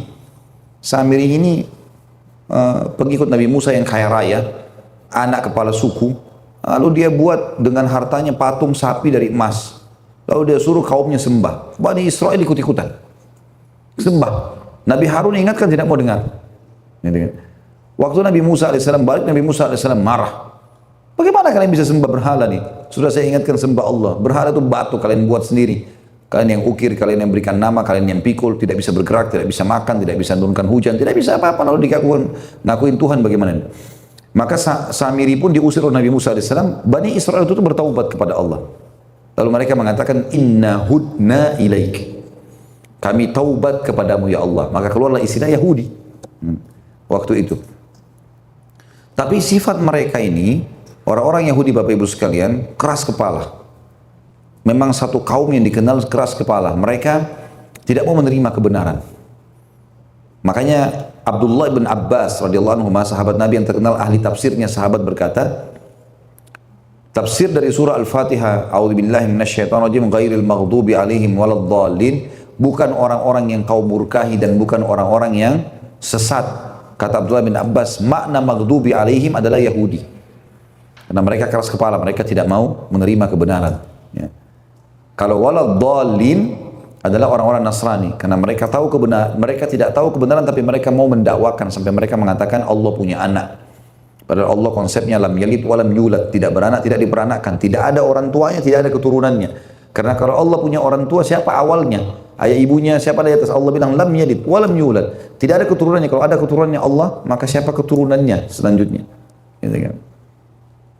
Gara-gara perbuatan ini, Allah SWT sebutkan di ayat 167, wa idh ta'adzana rabbuka la yab'atsanna 'alaihim ila yaumil qiyamati may yasumuhum su'al 'adzab inna rabbaka lasari'ul iqab wa innahu laghafurur rahim. Ingatlah ketika Tuhan memberitahukan bahwasanya sungguh dia akan mengirim orang-orang yang akan menimpakan azab yang seburuk-buruknya kepada mereka atau orang-orang Yahudi sampai hari kiamat. Sesungguhnya Tuhanmu sangat cepat siksanya dan sesungguhnya dia maha pengampun lagi maha penyayang. Subhanallah, orang-orang Yahudi Bapak Ibu sekalian sekarang tahu betul tentang agama kita ini dan tahu betul tentang masalah adanya kesalahan di tengah-tengah mereka. Sampai Allah mengatakan dalam ayat lain, ya'rifuna kama ya'rifuna abna'ahum. Mereka mengenal Nabi Muhammad SAW sebagaimana mereka mengenal anak-anak mereka sendiri. Tapi mereka nggak mau beriman. Mereka nggak mau beriman. Pernah ada satu orang pendeta Yahudi namanya Abdullah bin Salam radhiyallahu anhu. Ini pendeta Yahudi yang dapat hidayah betul. Dia tidak bisa, dalam jiwanya bergejolak. Ini benar, kenapa ditolak gitu loh. Maka dia pergi ke masjid, lalu dia bertanya kepada Nabi Muhammad SAW berapa pertanyaan. Dia bilang, hai Muhammad, saya akan bertanya padamu pertanyaan yang tidak bisa dijawab kecuali oleh Nabi. Kata Nabi SAW, baik, bertanyalah dia beberapa pertanyaan gitu kan. Maka pada saat dia bertanya dan dijawab, dia syahadat. Setelah syahadat dia mengatakan, ya Rasulullah, sesungguhnya orang Yahudi ini kaum Gadar. Kaum Gadar itu kaum yang suka balikan fakta. Jadi biar tahu benar, dia balik fakta itu. Kata Abdullah bin Salam, maka undanglah tokoh-tokoh mereka ya Rasulullah, datang ke masjid Anda ini. Terus tawarkan mereka Islam, lalu tanyakan tentang saya. Kata Nabi SAW, baiklah. Datanglah beberapa pendeta Yahudi. Pada saat itu kemudian Nabi SAW berkata kepada mereka, hai Yahudi, bertakwalah kepada Allah. Kalian tahu saya utusan Allah. Kenapa tidak mau beriman? Berimanlah. Gitu kan? Jelas-jelas Al-Quran datang melengkapkan Taurat dan Injil. Maka mereka bilang, kami nggak mau beriman, kami tidak yakin kau sebagai Nabi. Lalu kata Nabi SAW, bagaimana pendapat kalian tentang Abdullah bin Salam, pendeta mereka, yang baru masuk Islam tadi. Mereka tidak tahu kalau sudah masuk Islam. Kata mereka, dia adalah pimpinan kami, anak pimpinan kami. Maksudnya, dia ulama kami, juga ayahnya juga ulama kami dan pimpinan kami. Karena ayahnya Abdullah bin Salam pendeta mereka juga. Kata Nabi SAW, bagaimana kalau dia masuk Islam? Kata mereka, nggak mungkin, mustahil, nggak mungkin. Kata Nabi SAW, baiklah. Hai Abdullah bin Salam. Abdullah bin Salam keluar. Abdullah bin Salam keluar. Pada saat keluar Abdullah bin Salam ini, lalu dia mengatakan, hai Yahudi, bertakwalah kepada Allah. Asyhadu an la ilaha illallah wa anna Muhammad Rasulullah. Syahadat dia. Waktu dia syahadat, tiba-tiba orang Yahudi tadi yang puji-puji dia mengatakan, dia orang yang paling bodoh di antara kami, dan dia anaknya orang bodoh di antara kami. Saking luar biasanya Yahudi seperti itu. Makanya Allah SWT sebutkan dalam ayat ini, Allah pasti akan hukum. Baik Ustaz, kan sekarang mereka kuasai Palestina, gitu kan? Bagaimana hubungkan dengan ayat ini kalau Allah akan hukum mereka? Sabar aja. Akan datang saatnya di mana pasti akan datang kemenangan. Tidak mungkin tidak. Janji Allah nggak mungkin salah. Ini sudah pasti. Ini sudah pasti. Salah satu buktinya adalah saya kebetulan sudah 2 kali masuk di Palestina. Kalau biasa dari Indonesia ada umroh plus Aqsa. Saya pergi ke sana bimbing bawa jemaah dari Indonesia ke umroh, tapi kita ke Palestina dulu. Nah itu antara Masjid Aqsa, dia di atas gunung Masjid Aqsa itu. Ada lereng gunung, di sebelah sini ada bukit namanya Zaitun, Bukit Zaitun. Jadi antara Bukit Zaitun sama gunung, bukit yang ada Masjid Aqsa itu ada lembah. Itu ada kuburannya orang Yahudi. Ada kuburannya orang Yahudi. Jadi kuburan yang paling mahal di Israel sekarang kuburan itu. Kalau kita tanya, kenapa kuburan itu? Kenapa orang Yahudi berlomba-lomba dikubur di situ? Kenapa itu mahal? Maka mereka mengatakan ini adalah lembah suci. Lembah suci. Mahal. Bisa sampai sekian juta dolar. Maka kenapa mereka bilang lembah suci? Apa maksudnya suci? Mereka yakin nanti terakhir Dajjal akan dibunuh oleh Nabi Isa di situ. Di lembah itu. Dan orang-orang Yahudi yang kalau Bapak Ibu pernah dengar hadis, nanti pada akhir zaman, pada saat Dajjal terbunuh, lalu orang Yahudi sembunyi di atas pohon dan di bawah pohon dan di atas batu, lalu batu dan pohon bicara, hai muslim ini Yahudi, bunuhlah dia. Nah di lembah itu mereka, makanya mereka sudah tahu nanti kalau mereka akan dibunuh di situ di akhir zaman, ya, mereka sengaja beli lagi, sengaja minta dikubur di situ. Kan itu aneh ya. Tapi subhanallah, maghdubi alaihim, Allah murka dengan mereka. Makanya Allah mengatakan dalam Al-A'raf 167 itu, Allah akan utus kaum yang akan membinasakan mereka nanti. Baik, itulah Bapak Ibu sekalian sebab-sebab daripada bencana umum. Artinya merata. Kalau Bapak Ibu jauhi ini, maka insya Allah tidak akan kena bencana. Gitu. Ya. Dan ingat selalu tadi, 2 ayat ini hafal baik-baik. Al-Qasas surah nomor 28 ayat 59 tadi, dengan Hud surah nomor 11 ayat 117. Allah berjanji Allah tidak akan membinasakan satu kaum, ya, sampai Allah kecuali kalau penduduknya berbuat zalim atau kalau penduduknya berbuat baik, tidak akan Allah binasakan. Baik, sekarang kita masuk Bapak Ibu sekalian ke cobaan. Tadi di awal pertemuan saya bilang ada 2 ya, ada bencana, ada cobaan. Kalau bencana merata, kalau cobaan datang secara individu. Ya, tadi kita sudah baca dalilnya surah Al-Baqarah ayat 155. Yang Allah bilang kami pasti akan menguji kalian dengan sedikit. Nanti sudah saya jelaskan ayatnya sampai akhir. Nah ini Bapak Ibu sekalian, cobaan ini akan datang. Cuman kita rincikan. Misal lapar, haus, sakit. Bapak Ibu bangun tidur tiba-tiba flu, demam, meriang. Jalan baik-baik keseleo. Ya. Apalah bangun tidur terus salah urat, apalah masuk angin, segala macam. Atau gangguan orang gibah, orang benci, orang fitnah, harta kita diambil orang, ya, warisan diambil, apalah segala macam. Ini sifatnya individu, bukan kayak tadi kan merata, ini individu saja. Nah ini pasti datang kepada orang beriman, pasti juga datang kepada orang fasik, pasti datang kepada orang kafir. Fasik artinya muslim tapi masih banyak dosanya ya. Baik, kalau orang beriman, Bapak Ibu sekalian, kalau Bapak Ibu sudah istiqomah di jalan Allah, yang halal Bapak Ibu nikmati, yang haram Bapak Ibu tinggalkan, yang diperintahkan kerjakan, yang dilarang Bapak Ibu jauhi, lalu datang cobaan. Itu bukan berarti Allah tidak sayang pada kita, justru Allah sayang. Justru Allah SWT sayang. Ya. Karena ini akan membersihkan sisa dosa kita. Kalau sudah bersih dosanya, Allah akan tinggikan derajatnya di surga. Jadi di surga itu Bapak Ibu sekalian ada derajat yang kata para ulama, kita mungkin untuk mencapainya harus 100 tahun sholat, 100 tahun puasa, 100 tahun bakti sama orang tua, 100 tahun sedekah, 100 tahun haji. Tapi umur kita cuma 60 atau 80. Bagaimana caranya kita bisa jangkau itu? Allah coba dengan penyakit 10 tahun. 10 tahun penyakit, apalah ya, gula lah, penyakit inilah, rematik lah, segala macam. Itu dengan itu Allah naikkan derajat kita sampai ke istana yang tadinya kita tidak bisa jangkau dengan amal kita. Ini kalau orang beriman ya. Berarti ada dua hal. Pembersihan sisa dosanya, atau memang akan meninggikan derajat dia. Ya. Ini ada hadisnya, hadis riwayat Imam Ahmad yang kata Nabi SAW, terdapat dosa-dosa bagi orang beriman ya, yang tidak cukup dibersihkan dengan istighfar. Tapi Allah akan mencoba hamba itu, hamba mukmin, dengan ya, penyakit yang akan membersihkan dosa-dosanya. Jadi itu wajar ya, pembersihan dosa. Dalam hadis yang lain kata Nabi SAW, dalam hadis Bukhari, Allah akan terus menguji seorang mukmin di dirinya. Sakit, gangguan orang, dijelekkan lah. Ya, Bapak Ibu jangan mengkhayal, oh saya sudah jadi orang baik nih, pasti tidak ada lagi orang yang benci saya. Nah, dibenci sama orang. Ada orang yang hasut Bapak Ibu sekalian. Jangan merasa bebas dari itu. Karena orang yang lebih baik dari kita, Nabi Muhammad SAW saja, banyak orang yang benci. Ya, di zaman beliau saja ada orang-orang munafik yang tidak suka dengan Nabi SAW. Ada. Bahkan pimpinannya namanya Abdullah bin Abi Salul. Abdullah namanya. Pimpinan orang munafik itu membenci Nabi SAW. Pernah difitnah rumah tangganya Nabi SAW, dikatakan Aisyah berzina radhiyallahu anha dengan Safwan dalam kisah ifk yang masyhur pada saat Nabi SAW pulang dari perang Bani Mustaliq. Ya. Kemudian pernah mereka memfitnah Nabi SAW sengaja mengajak-ngajak orang pergi perang di musim panas. Ya, apalah Nabi Muhammad SAW mengambil harta tidak adil dari harta rampasan perang, banyak fitnah. Tapi Nabi SAW melalui. Berarti kalau Nabi SAW saja manusia terbaik dicoba, apalagi kita. Ya, apalagi kita. Ya. Jadi cobaan itu datang secara individu. Ya. Dan makin tinggi iman seseorang, makin tinggi cobaannya.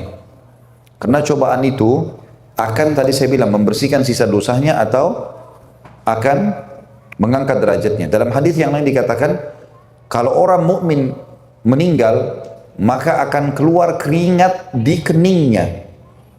Di sininya akan keringatan, ya. Orang mukmin dalam sebuah hadis sahih dikatakan.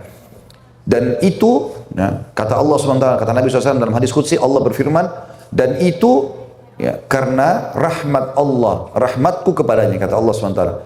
Karena dosanya masih tertinggal, maka Allah berikan dia itu tadi. Jadi dia merasa kayak agak berat, keluar keringatnya, akhirnya membersihkan sisa dosanya. Sampai dia bertemu Allah, tidak lagi tersisa dosanya. Hadis tadi yang sebelumnya saya sebutkan juga begitu. Kata Nabi SAW, belum saya lanjutkan tadi hadisnya. Kata Nabi SAW, seorang mukmin terus diuji di dirinya, di keluarganya, di hartanya, sampai dia bertemu dengan Allah tidak tertinggal sedikit pun dari dosanya. Jadi sudah biasa itu Bapak Ibu sekalian. Saya yakin kalau orang ya, di antara kita bukan anak-anak lagi, pasti pernah utangkan orang tidak dibayar. Pernah kan? Itu sudah umum, semua orang rasakan itu. Jadi kalau utangin orang, anggap sudah tidak kembali. Supaya tidak pusing, gitu kan. Karena kadang-kadang kalau mereka mau datang pinjam, ngerengek-ngerengek. Begitu kita nagih, kita yang merengek. Ya. Sudah umum. Jadi jangan berpikir tidak dicoba, tapi Allah akan coba. Tapi cobaan ini bisa kita lalui ya. Karena kata Nabi SAW, Allah tidak akan menguji hamba di atas kapasitasnya. Di atas kemampuannya. Baik. Ini kalau orang beriman, masalah pengampunan dosanya atau peninggian derajatnya. Kalau orang fasik, orang muslim, tapi masih banyak dosanya, ada dua manfaatnya. Peringatan bagi dia supaya berhenti dari dosa itu, yang pertama. Yang kedua, pembersihan dosa-dosanya. Itu kalau orang fasik. Jadi kalau ada orang fasik, orang muslim masih banyak dosanya, lalu dia dicoba oleh Allah Subhanahu Wa Taala, maka itu berarti bisa menjadi peringatan buat dia supaya dia kapok. Karena orang kalau ditimpa penyakit, orang kalau kena cobaan, orang jadi berhenti buat dosa. Ya. Sekarang kalau orang biasa ke diskotik, kemudian dia sakit demam, meriang, temannya telepon, mau pergi kira-kira? Dia tidak, dia berhenti. Ya. Jadi cobaan itu datang untuk itu. Dan sekaligus membersihkan kalau dia punya dosa. Kalau orang kafir, murni peringatan. Murni peringatan. Dalilnya tentang masalah juga kalau orang fasik ini ya, orang fasik ataupun orang kafir itu ada dalam surah An-Nahl. Jadi kalau kita sebutkan sebabnya cobaan datang ada dua, karena dosa ya, atau karena kelalaian. Kalau orang fasik sama orang kafir ya, dosa atau kelalaian. Kalau orang mukmin murni untuk membersihkan dosanya karena dia sudah taubat dan meninggikan derajatnya. Nah, kalau orang fasik ya, ini kecobaannya atau orang kafir karena dosa atau karena kelalaian. Kalau dosa sudah saya sebutkan hadis ya. Ada kata Nabi SAW hadis riwayat Ahmad, tidak akan ada penyakit yang tidak cukup dengan istighfar, tapi Allah coba dengan penyakit. Kalau kelalaian, sebab yang kedua daripada datangnya cobaan khusus ini, ya, itu adalah ayat Al-Quran dalam surah An-Nahl, surah nomor 16, ayatnya 107-108.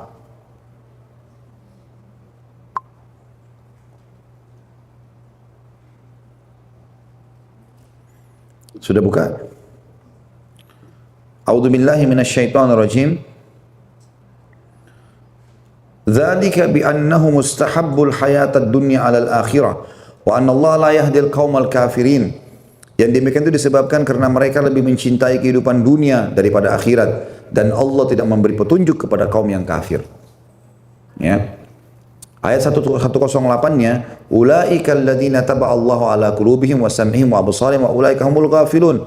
Mereka itu adalah orang-orang yang hati, pendengaran dan penglihatan telah dikunci oleh Allah, dan mereka adalah orang-orang yang lalai. Ya. Jadi kalau Bapak Ibu lalai dari kehidupan akhirat, malas ibadah, maka Allah datangkan cobaan. Ini untuk orang fasik tadi. Ya. Cobaan ini untuk memberhentikan dia dari dosa. Berapa banyak orang Bapak Ibu sekalian mau taubat setelah datang cobaan kan? Tabrakan, masuk rumah sakit, datang bencana bangkrut dari usaha, ya, ada masalah rumah tangganya. Nah, baru dia mau menuju ke agama. Maka kelalaian ini akan mendatangkan cobaan juga sebabnya. Kalau orang mukmin tadi sudah saya jelaskan, penyebabnya adalah untuk membersihkan dosanya, ya. Sebagaimana juga dalam hadis riwayat Muslim ini, kalau orang mukmin ya, bila Allah, kata Nabi SAW, bila Allah mencintai seorang hamba karena imannya, maka Allah akan menimpakan padanya cobaan. Kalau orang mukmin untuk bersihkan dosanya atau meninggikan derajatnya. Juga dalam riwayat Imam Ahmad, bila Allah mencintai seorang hamba, Allah akan menguji hamba itu. Juga dalam hadis yang lain, kata Nabi SAW dalam hadis riwayat Muslim, tidak ada sesuatu pun yang menimpa seorang mukmin dari capek. Bapak Ibu capek, habis kerja, mungkin ibu-ibu masak, capek cuci baju, urus anak, bapak-bapak mungkin begitu cari nafkah, capek. Tidak ada sesuatu yang menimpa seorang mukmin dari capek, sumpek, sedih, ya, gangguan orang lain, sakit, bahkan duri yang menusuk tubuhnya, kecuali akan menjadi pembersihan atas dosa-dosanya. Sekarang kita coba baca, Bapak Ibu sekalian, kita tadabburi ayat surah Al-Ankabut, surah nomor 29, 7 ayat pertama. Al-Ankabut surah nomor 29, ayat 1 sampai ayat 7. A'udzu billahi minasyaitonir rajim. Alif lam mim. Ahasiban nasu an yutraku ay yaqulu amanna wa hum la yufnanun. Apakah manusia mengira bahwasanya mereka akan dibiarkan hanya dengan mengatakan kami telah beriman dan mereka tidak diuji? Bapak Ibu bilang, oh saya muslim, saya mukmin, lalu tidak diuji sama Allah, Allah uji, benar nggak imannya? Subhanallah, ini terjadi, saya jelaskan dulu ayat kedua ini ya. Pernah terjadi di perang Uhud ya. Di perang Uhud itu kan Nabi SAW meletakkan Bapak Ibu sekalian 50 orang pemanah di atas bukit pemanah. Dan ada 650 pasukan di kancah peperangan sedang berperang melawan orang kafir Quraisy yang jumlahnya waktu itu 3.000 orang. 2.800 di kancah peperangan, 200 orang ada di sebuah lembah dipimpin Khalid bin Walid untuk memata-matai kekuatan muslimin. Yang jelas waktu itu Nabi SAW titip pesan kepada 50 pemanah, jangan tinggalkan ya bukit ini, pemanah ini, karena itu kekuatan umat Islam di situ. Kami menang atau kami kalah? Rupanya di awal serangan Quraisy kalah, yang 2.800 lari semua. 650 ini mengejar. Rupanya pemanah yang 50 ini turun ke kancah peperangan, ikut-ikutan memungut ya, harta rampasan perang. 43 orang turun, sisa 7 orang di atas bukit yang tidak. Dan Abdullah bin Jubair radhiyallahu anhu yang memimpin pasukan pemanah di atas yang 50 ini mengingatkan jangan turun, tapi mereka tidak mau tahu, mereka turun.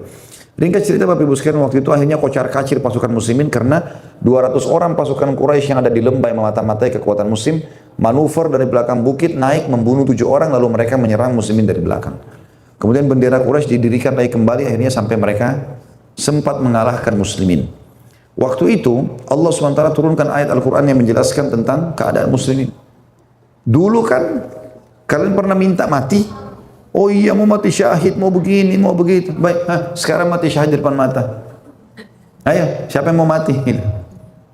Subhanallah, Allah SWT turunkan, kan katanya mati syahid itu bagus, ya, masuk surga, bisa berikan 70 keluarganya syafaat, dibangkitkan hari kiamat, ya, dengan darahnya mengeluarkan bau lebih wangi dari bau kasturi. Baik, ini depan mata kematian sekarang, sabar gak?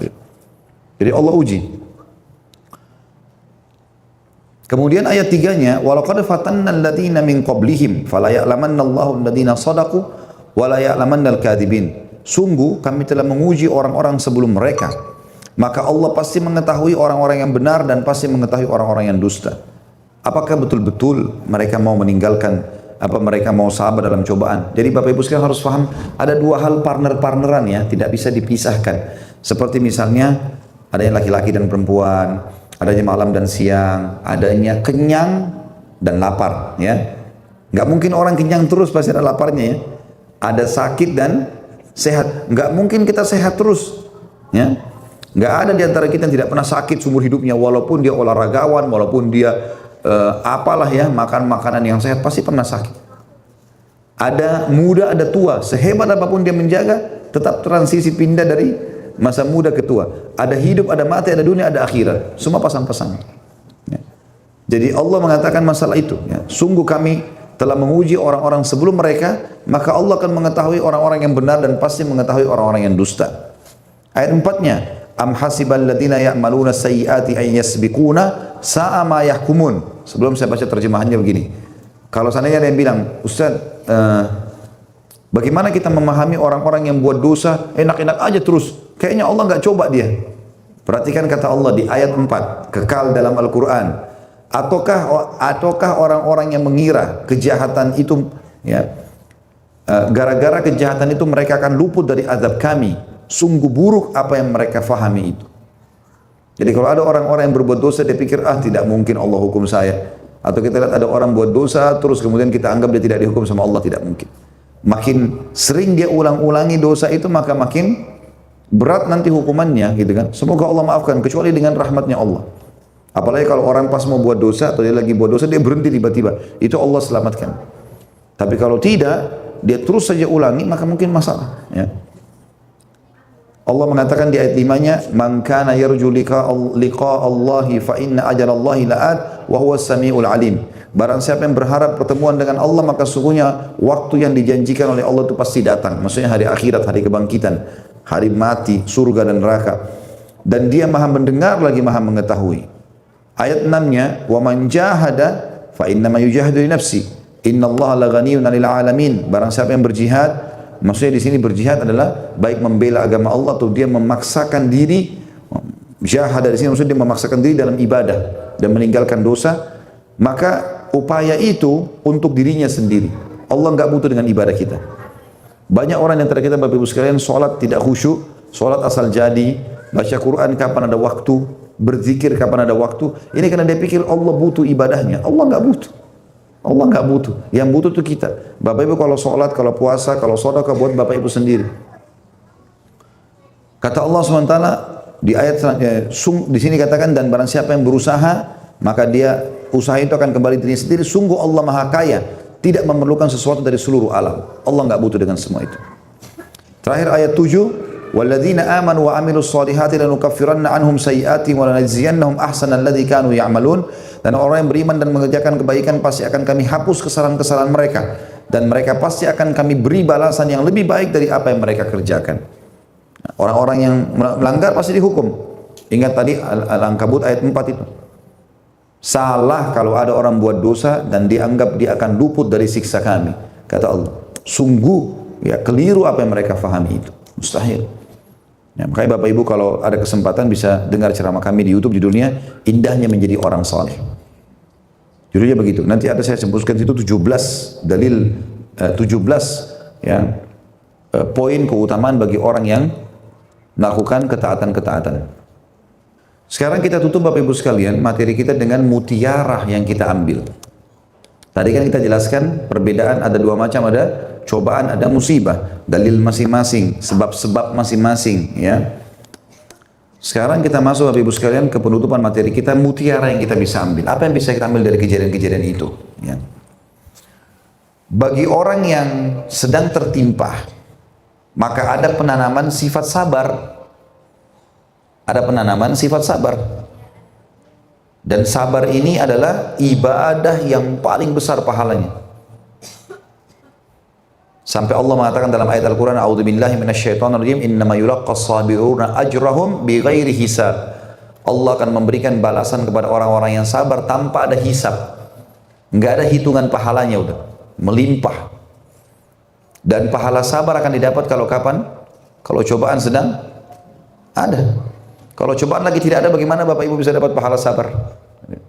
Allah juga berkata tentang surga, wa may yulaqqaha illa alladziina sabaru wa may yulaqqaha illa dzu haddin 'adzim. Tidak akan pernah orang masuk surga kecuali orang yang sabar. Dan tidak akan mendapatkan surga kecuali orang yang memiliki nasib yang baik. Ada sabar di sini, ya. Kata Nabi SAW, tidak ada sesuatu yang paling baik yang Allah berikan kepada seorang hamba mengalahkan kesabaran. Sabar luar biasa. Nah, tapi perlu saya sampaikan definisi sabar, ya. Sabar itu Bapak Ibu sekalian menerima takdir Allah dan ikhtiar mencari jalan keluar. Itu sabar. Menerima takdir Allah dan ikhtiar cari jalan keluar. Jadi bukan kesabaran Bapak Ibu sekalian, kalau kita ada orang lagi sakit atau orang lagi mengeluh, kita mengatakan sabarlah, duduk manis, tulus dadanya. Ya. Sabar, suruh duduk, enggak, itu salah. Bapak Ibu termasuk sabar kalau bangun tidur, kemudian kita flu. Ya, itu. Kalau kita terima, oh Allah lagi mencoba saya, sakit flu. Ya, dia tidak berkeluh kesah, dia tahu sudah terjadi. Kemudian dia langsung ikhtiar, minum obat, minum teh hangat, ya. Ikhtiar, itu namanya sabar. Masuk dalam sabar, kalau ada seseorang di antara kita mengutangkan uang kepada orang, kemudian kita nagih, itu sabar. Kita nagih itu sabar, karena sabar itu menerima takdir Allah. Oh Allah lagi coba sama saya, orang ini nggak mau bayar utang. Tapi sabar adalah menerima takdir Allah dan ikhtiar mencari jalan keluar. Itu namanya sabar. Ya. Makanya para sahabat ridwanullahi alaihim pada saat mereka kalah di perang Uhud, Allah suruh sabar misalnya.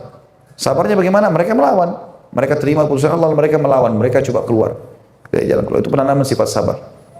Ya. Allah bilang tadi dalam Al-Baqarah, kita sudah sebutkan di awal 155, A'udzubillahi minasyaitonir wa lanabluwannakum bisyai'in minal khaufi wal ju'i wa naqsin minal amwali wal anfusi wath thamarat wa basyiris sabirin. Sungguh kami akan menguji kalian dengan sedikit, ya, ketakutan, kelaparan, kekurangan harta dan jiwa, juga buah-buahan, dan sampaikan berita gembira kepada orang-orang yang sabar. Sabar ini sifatnya untuk orang yang sedang ditimpa musibah, dan kalau Bapak Ibu sedang ditimpa musibah seperti ini, cobaan ataupun bencana, sabar, ya, artinya coba muhasabah. Kalau bencana, cari tahu sebabnya tadi. Ya, kalau cobaan, terima. Kalau kita sudah yakin kita di jalan Allah sebagai orang beriman, berarti peninggian derajat saya, pembersihan sisa dosa saya. Kalau saya fasik, oh mungkin saya punya dosa ini nih, saya tinggalkan. Itu loh.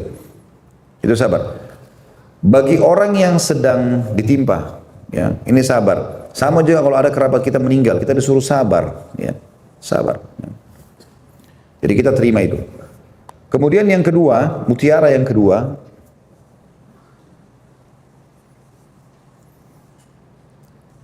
kembali ke jalan Allah. Dengan adanya cobaan kita kembali ke jalan Allah. Dan untuk kembali ke jalan Allah kita lanjutkan surah Al-Baqarah 156 sampai 157. Dengan mengucapkan kalimat istirja. Inna lillahi wa inna ilaihi raji'un. Tadi kita sudah sebutkan di mutiara pertama masalah sabar dalam Al-Baqarah 155. Lanjutannya 156-nya setelah Allah bilang wabasyiris sabirin, 156-nya alladzina idza asabathum musibatun qalu inna lillahi wa inna ilaihi raji'un.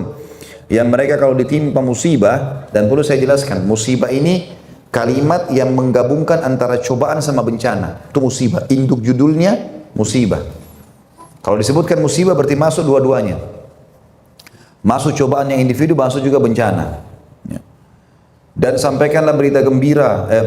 Orang-orang yang sabar adalah orang-orang yang kalau ditimpa musibah mereka mengatakan kami milik Allah, kami akan kembali kepada Allah. Itu Al-Baqarah 156. 157-nya ulaika, ya, alaihim salawatu min rabbihim wa rahmah wa ulaika humul muhtadun.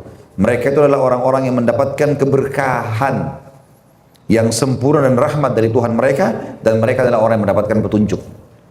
Berarti kesempatan kita kembali ke jalan Allah Subhanahu wa taala. Subhanallah, ada satu anak muda Bapak Ibu sekalian di Riyadh, tabrakan kakinya patah. 2 tahun kakinya di semen, ya, digantung. Ada satu ulama, atau sifatnya beberapa ulama di Saudi sering lakukan ini. Mereka seminggu sekali atau sebulan sekali datang ke rumah sakit, kemudian pamit sama pemilik rumah sakit atau yang bertanggung jawab untuk mendatangi kamar-kamar. Datang pamit cuma mengatakan sabarlah ya, ini pahalanya ada segala. Dinasihatin lah sebagai seorang muslim. Ya. 5 menit pindah kamar sebelah, pindah kamar sebelah, pindah kamar sebelah gitu. Orang ini, syekh ini, orang alim ini datang dari kamar-kamar sampai tiba di kamarnya anak muda yang kakinya patah tadi. Begitu masuk ke kamar dia bilang sabarlah, dinasihatin segala macam. Lalu dia bilang alhamdulillah, kata anak muda itu, alhamdulillah syekh, saya bersyukur sama Allah ya atas musibah ini. Ini syekh bilang heran, biasanya yang lainnya semua pada merasa beban dengan musibah ini, malah dia merasa musibah ini baik buat dia. Kata syekhnya, kenapa bisa kau katakan ini baik? Kau bersyukur kepada Allah dengan kakimu patah? Dia bilang, syekh perlu tahu, 2 tahun yang lalu sebelum kaki saya begini, saya orang yang lalai, selalu tinggalin sholat, malas-malesan, banyak ibadah yang saya tinggalkan, maksiat saya coba lakukan semuanya. Subhanallah, satu waktu saya keluar tabrakan, kaki saya patah. Hari-hari pertama memang saya kesakitan, akhirnya karena saya mau tidak mau tidak bisa bergerak, mau nangis pun tetap begini keadaannya. Setelah berlalu seminggu kurang lebih, lalu saya mulai sadar kalau memang ini adalah cobaan. Lalu saya mulai pada saat itu sholat, saya berdoa, saya berzikir. Dan perlu anda tahu selama 2 tahun kaki saya begini, saya bisa hafal 30 juz Al-Quran. Dia bilang kalau tidak datang musibah ini, mungkin saya tidak bisa hafal Al-Quran. Subhanallah, ada orang begitu. Datang cobaan, dia jadikan sebagai petunjuk. Allah SWT jadikan petunjuk buat dia. Dia sadar. Tapi yang perlu kita hati-hati Bapak Ibu sekalian, kalau kita buat dosa, biasanya peringatan-peringatan Allah dengan rahmatnya Allah yang Allah datangkan bertahap. Ya, kalau orang misalnya mau berzina di kamar hotel, maka pertama Allah kasih dulu rasa takut, nanti takut ketahuan, takut ini, takut itu. Dia tetap melangkah, mungkin nanti pasangannya telepon. Dia tetap melangkah, dia matikan HP-nya, nanti mungkin ketangkap polisi atau dilihat sama tetangganya. Tetap dia melangkah, nanti bisa datang musibah besar, ya. Bisa Allah rubuhkan tuh hotel, lalu dipermalukan, dia keluar dengan telanjang, naudzubillah atau apa saja, ya. Jadi Bapak Ibu harus hati-hati, tangkap peringatan-peringatan dari Allah. Kalau sudah ada rasa takut, oh berarti Allah ingatkan nih, nggak boleh. Berhenti segera. Walaupun manusia bisa saja lalai ya, tapi kita harus hati-hati. Jadi orang yang mengucapkan kalimat istirja baik itu. Ya. Sebagaimana juga dalam hadis Bukhari, kata Nabi SAW, tidak seorang pun ditimpa cobaan atau bencana, musibah, lalu dia mengucapkan inna lillahi wa inna ilaihi raji'un. Kami milik Allah, kami akan kembali kepada Allah. Allahumma, ya Allah, ajirni, tolonglah aku, fi musibati, dalam musibahku ini. Wakhlifli khairan minha, dan gantikan aku dengan sesuatu yang lebih baik, kecuali Allah akan mengganti cobaannya menjadi nikmat. Janji dari Allah. Ada kisah Ummu Salamah radhiyallahu anha, istri Nabi SAW, sebelum menikah dengan Nabi SAW. Abu Salamah orang soleh, luar biasa imannya. Meninggal Abu Salamah. Ummu Salamah masih muda, masih butuh suami. Ada anaknya 1 Salamah. Maka di awal-awal Islam masih belum banyak laki-laki Islam. Dia dengar hadis Nabi SAW ini. Siapa yang ditimpa musibah lalu dia membaca inna lillahi wa inna ilaihi raji'un, Allahumma ajirni fi musibati wa akhlif li khairan minha. Kami milik Allah, ya, dan kami hanya akan kembali kepadanya. Allahumma, ya Allah, ajirni, tolonglah aku fi musibati, dalam musibahku ini, wa akhlif li, dan gantikan aku khairan minha, lebih baik darinya. Maka akan Nabi mengatakan akan diganti musibahnya jadi kenikmatan. Maka Ummu Salamah bilang, saya amalkan doa ini selama 3 bulan. Dan terus saja saya bertanya, kira-kira siapa yang akan Allah gantikan sebagai suami saya? Karena kelasnya Abu Salamah ini tidak gampang pada saat itu. Orang yang beriman di awal-awal Islam, orang saleh. Dia bilang, saya tahu kekuatan doa ini setelah 3 bulan kemudian datang lamaran Nabi Muhammad SAW.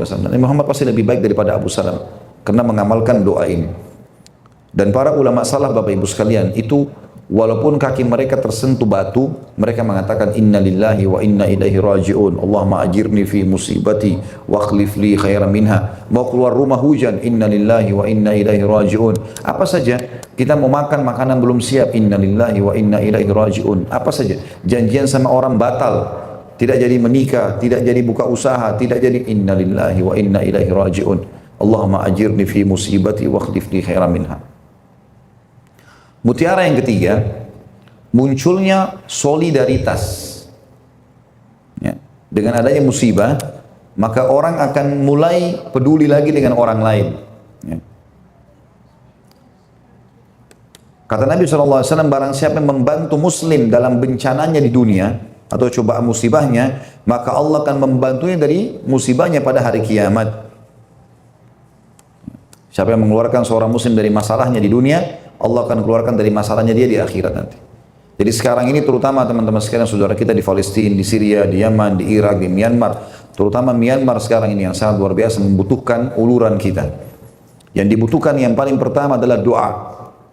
Tak boleh kita luput. Dan sekarang saya himbaukan untuk semua imam masjid, baik itu orang Indonesia atau bukan orang Indonesia, semua muslim seluruh dunia, imamnya sudah harus kunut nazilah. Tak boleh lagi tidak. Kunut nazilah, kunut yang dibaca oleh baginda Nabi Muhammad SAW, subuh, duhur, asar, maghrib, isya, semuanya pakai kunut, meminta agar Allah Subhanahu Wa Taala menolong muslimin dan membinasakan musuh-musuhnya. Karena ini biadab sekali, luar biasa biadabnya. Saya tidak bisa, terus terang, semua cuplikan yang banyak disebarkan sekarang, tidak ada yang tidak mampu saya lihat gitu. Perempuan muslimah sudah diperkosa, kemudian dipotong tangan sama kakinya, lalu dipotong lehernya, luar biasa gitu, kayak bukan manusia. Anak kecil dibakar, ya, terus diinjak-injak lah, dipukulin, aduh, tidak masuk di akal lah, ya.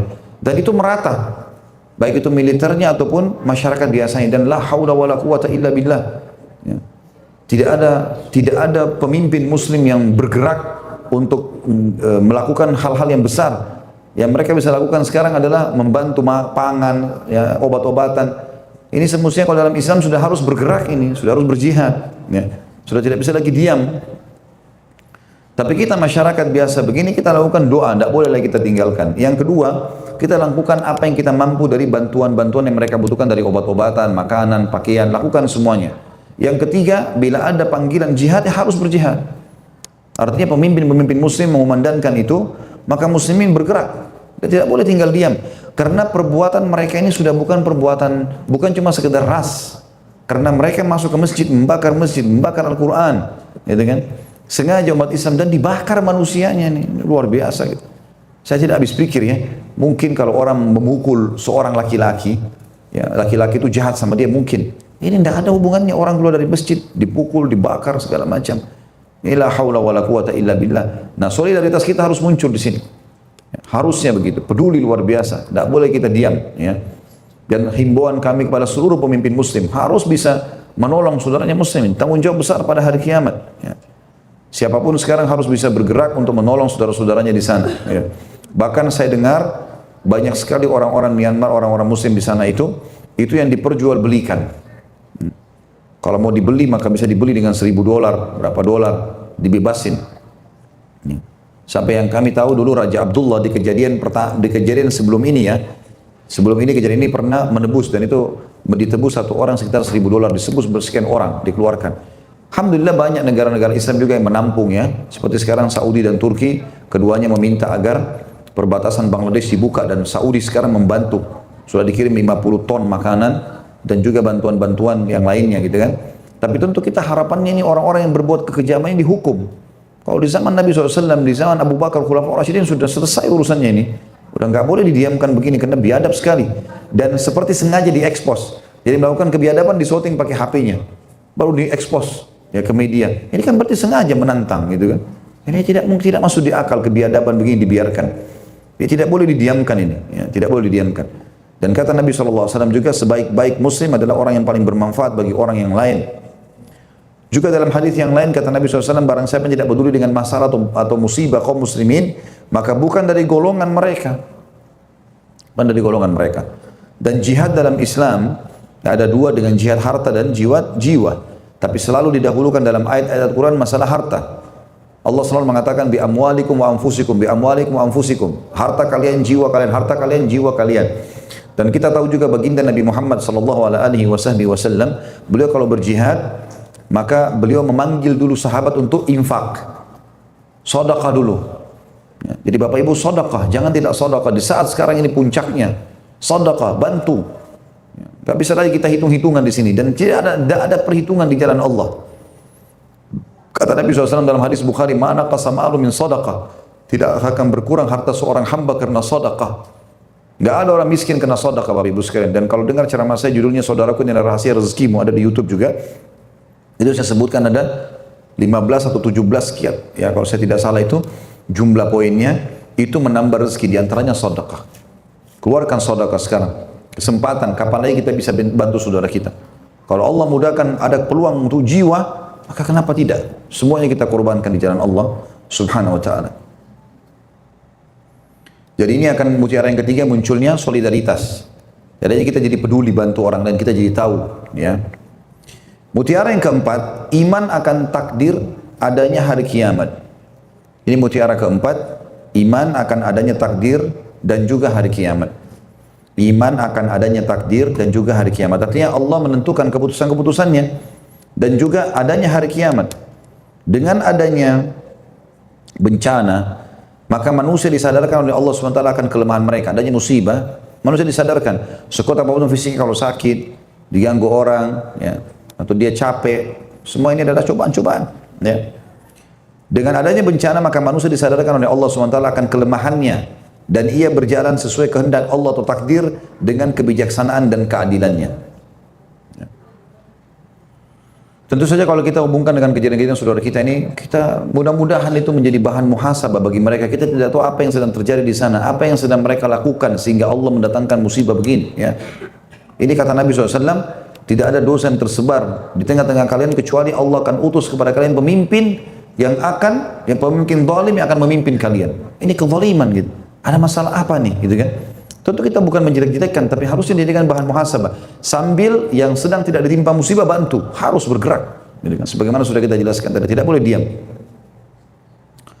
Juga dengan adanya bencana atau musibah, ya, cobaan ini, maka manusia disadarkan pula tentang adanya kematian dan hari pulang kepada Sang Pencipta Allah Subhanahu Wa Taala.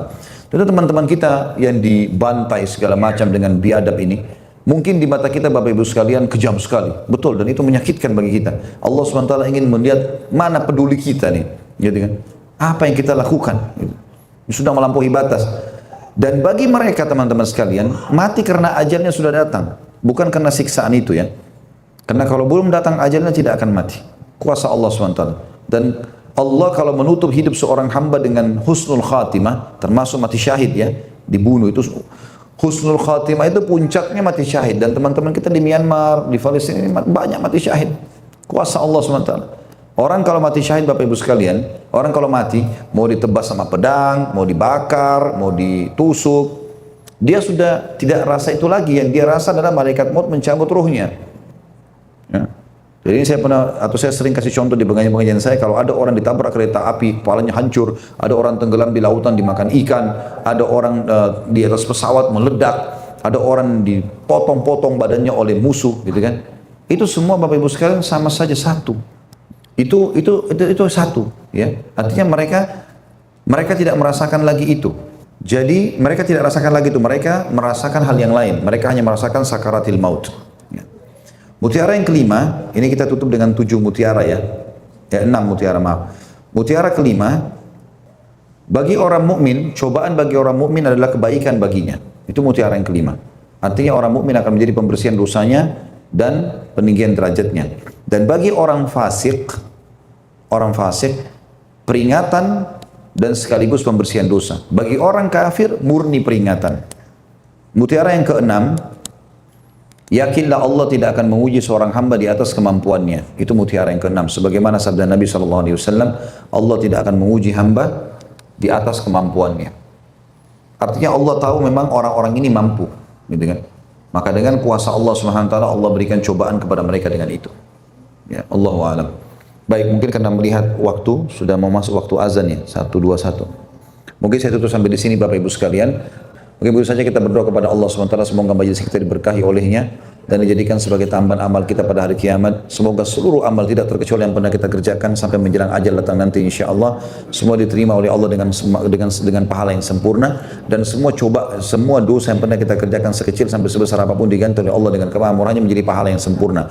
Dan kita mendoakan negara kita secara khusus Indonesia menjadi negara yang aman, tentram, damai, seluruh rezekinya dibukakan oleh Allah SWT, dan seluruh hutangnya dilunasi dengan kemahamurahannya, dan seluruh pemimpin muslim Indonesia diberikan hidayah oleh Allah SWT untuk kembali kepada Al-Quran dan Sunnah dan menjalankan kewajiban-kewajiban mereka sehingga lepas dari tanggung jawab pada hari kiamat. Dan seluruh masyarakat Indonesia tidak terkecuali muslim atau non muslim semua mendapatkan haknya, dan semoga Indonesia menjadi contoh bagi negara yang lain. Tidak pernah lupa kita doakan saudara kita di Palestina, di Syria, di Yaman, di Irak, di Myanmar, di Ahsa, di mana pun berada yang sedang tertindas. Semoga Allah ikhlaskan niat mereka, terima para syuhada mereka, muliakan Islam di tangan mereka dan tangan kita semua, dan semoga Allah partisipasikan kita bersama mereka di pahala baik dengan doa, dengan harta juga dengan jiwa kita. Dan semoga Allah dengan kemahasempurnaannya dan kemahamurahannya menyatukan kita semua di surga firdausnya tanpa hisab. Semuanya saya dari majelis ilmu yang mulia ini. Kalau ada benar dari Allah, kalau ada salah dari saya mohon dimaafkan. Subhanakallahumma bihamdika asyhadu an la ilaha illa anta astaghfiruka wa atubu ilaik. Wassalamualaikum warahmatullahi wabarakatuh.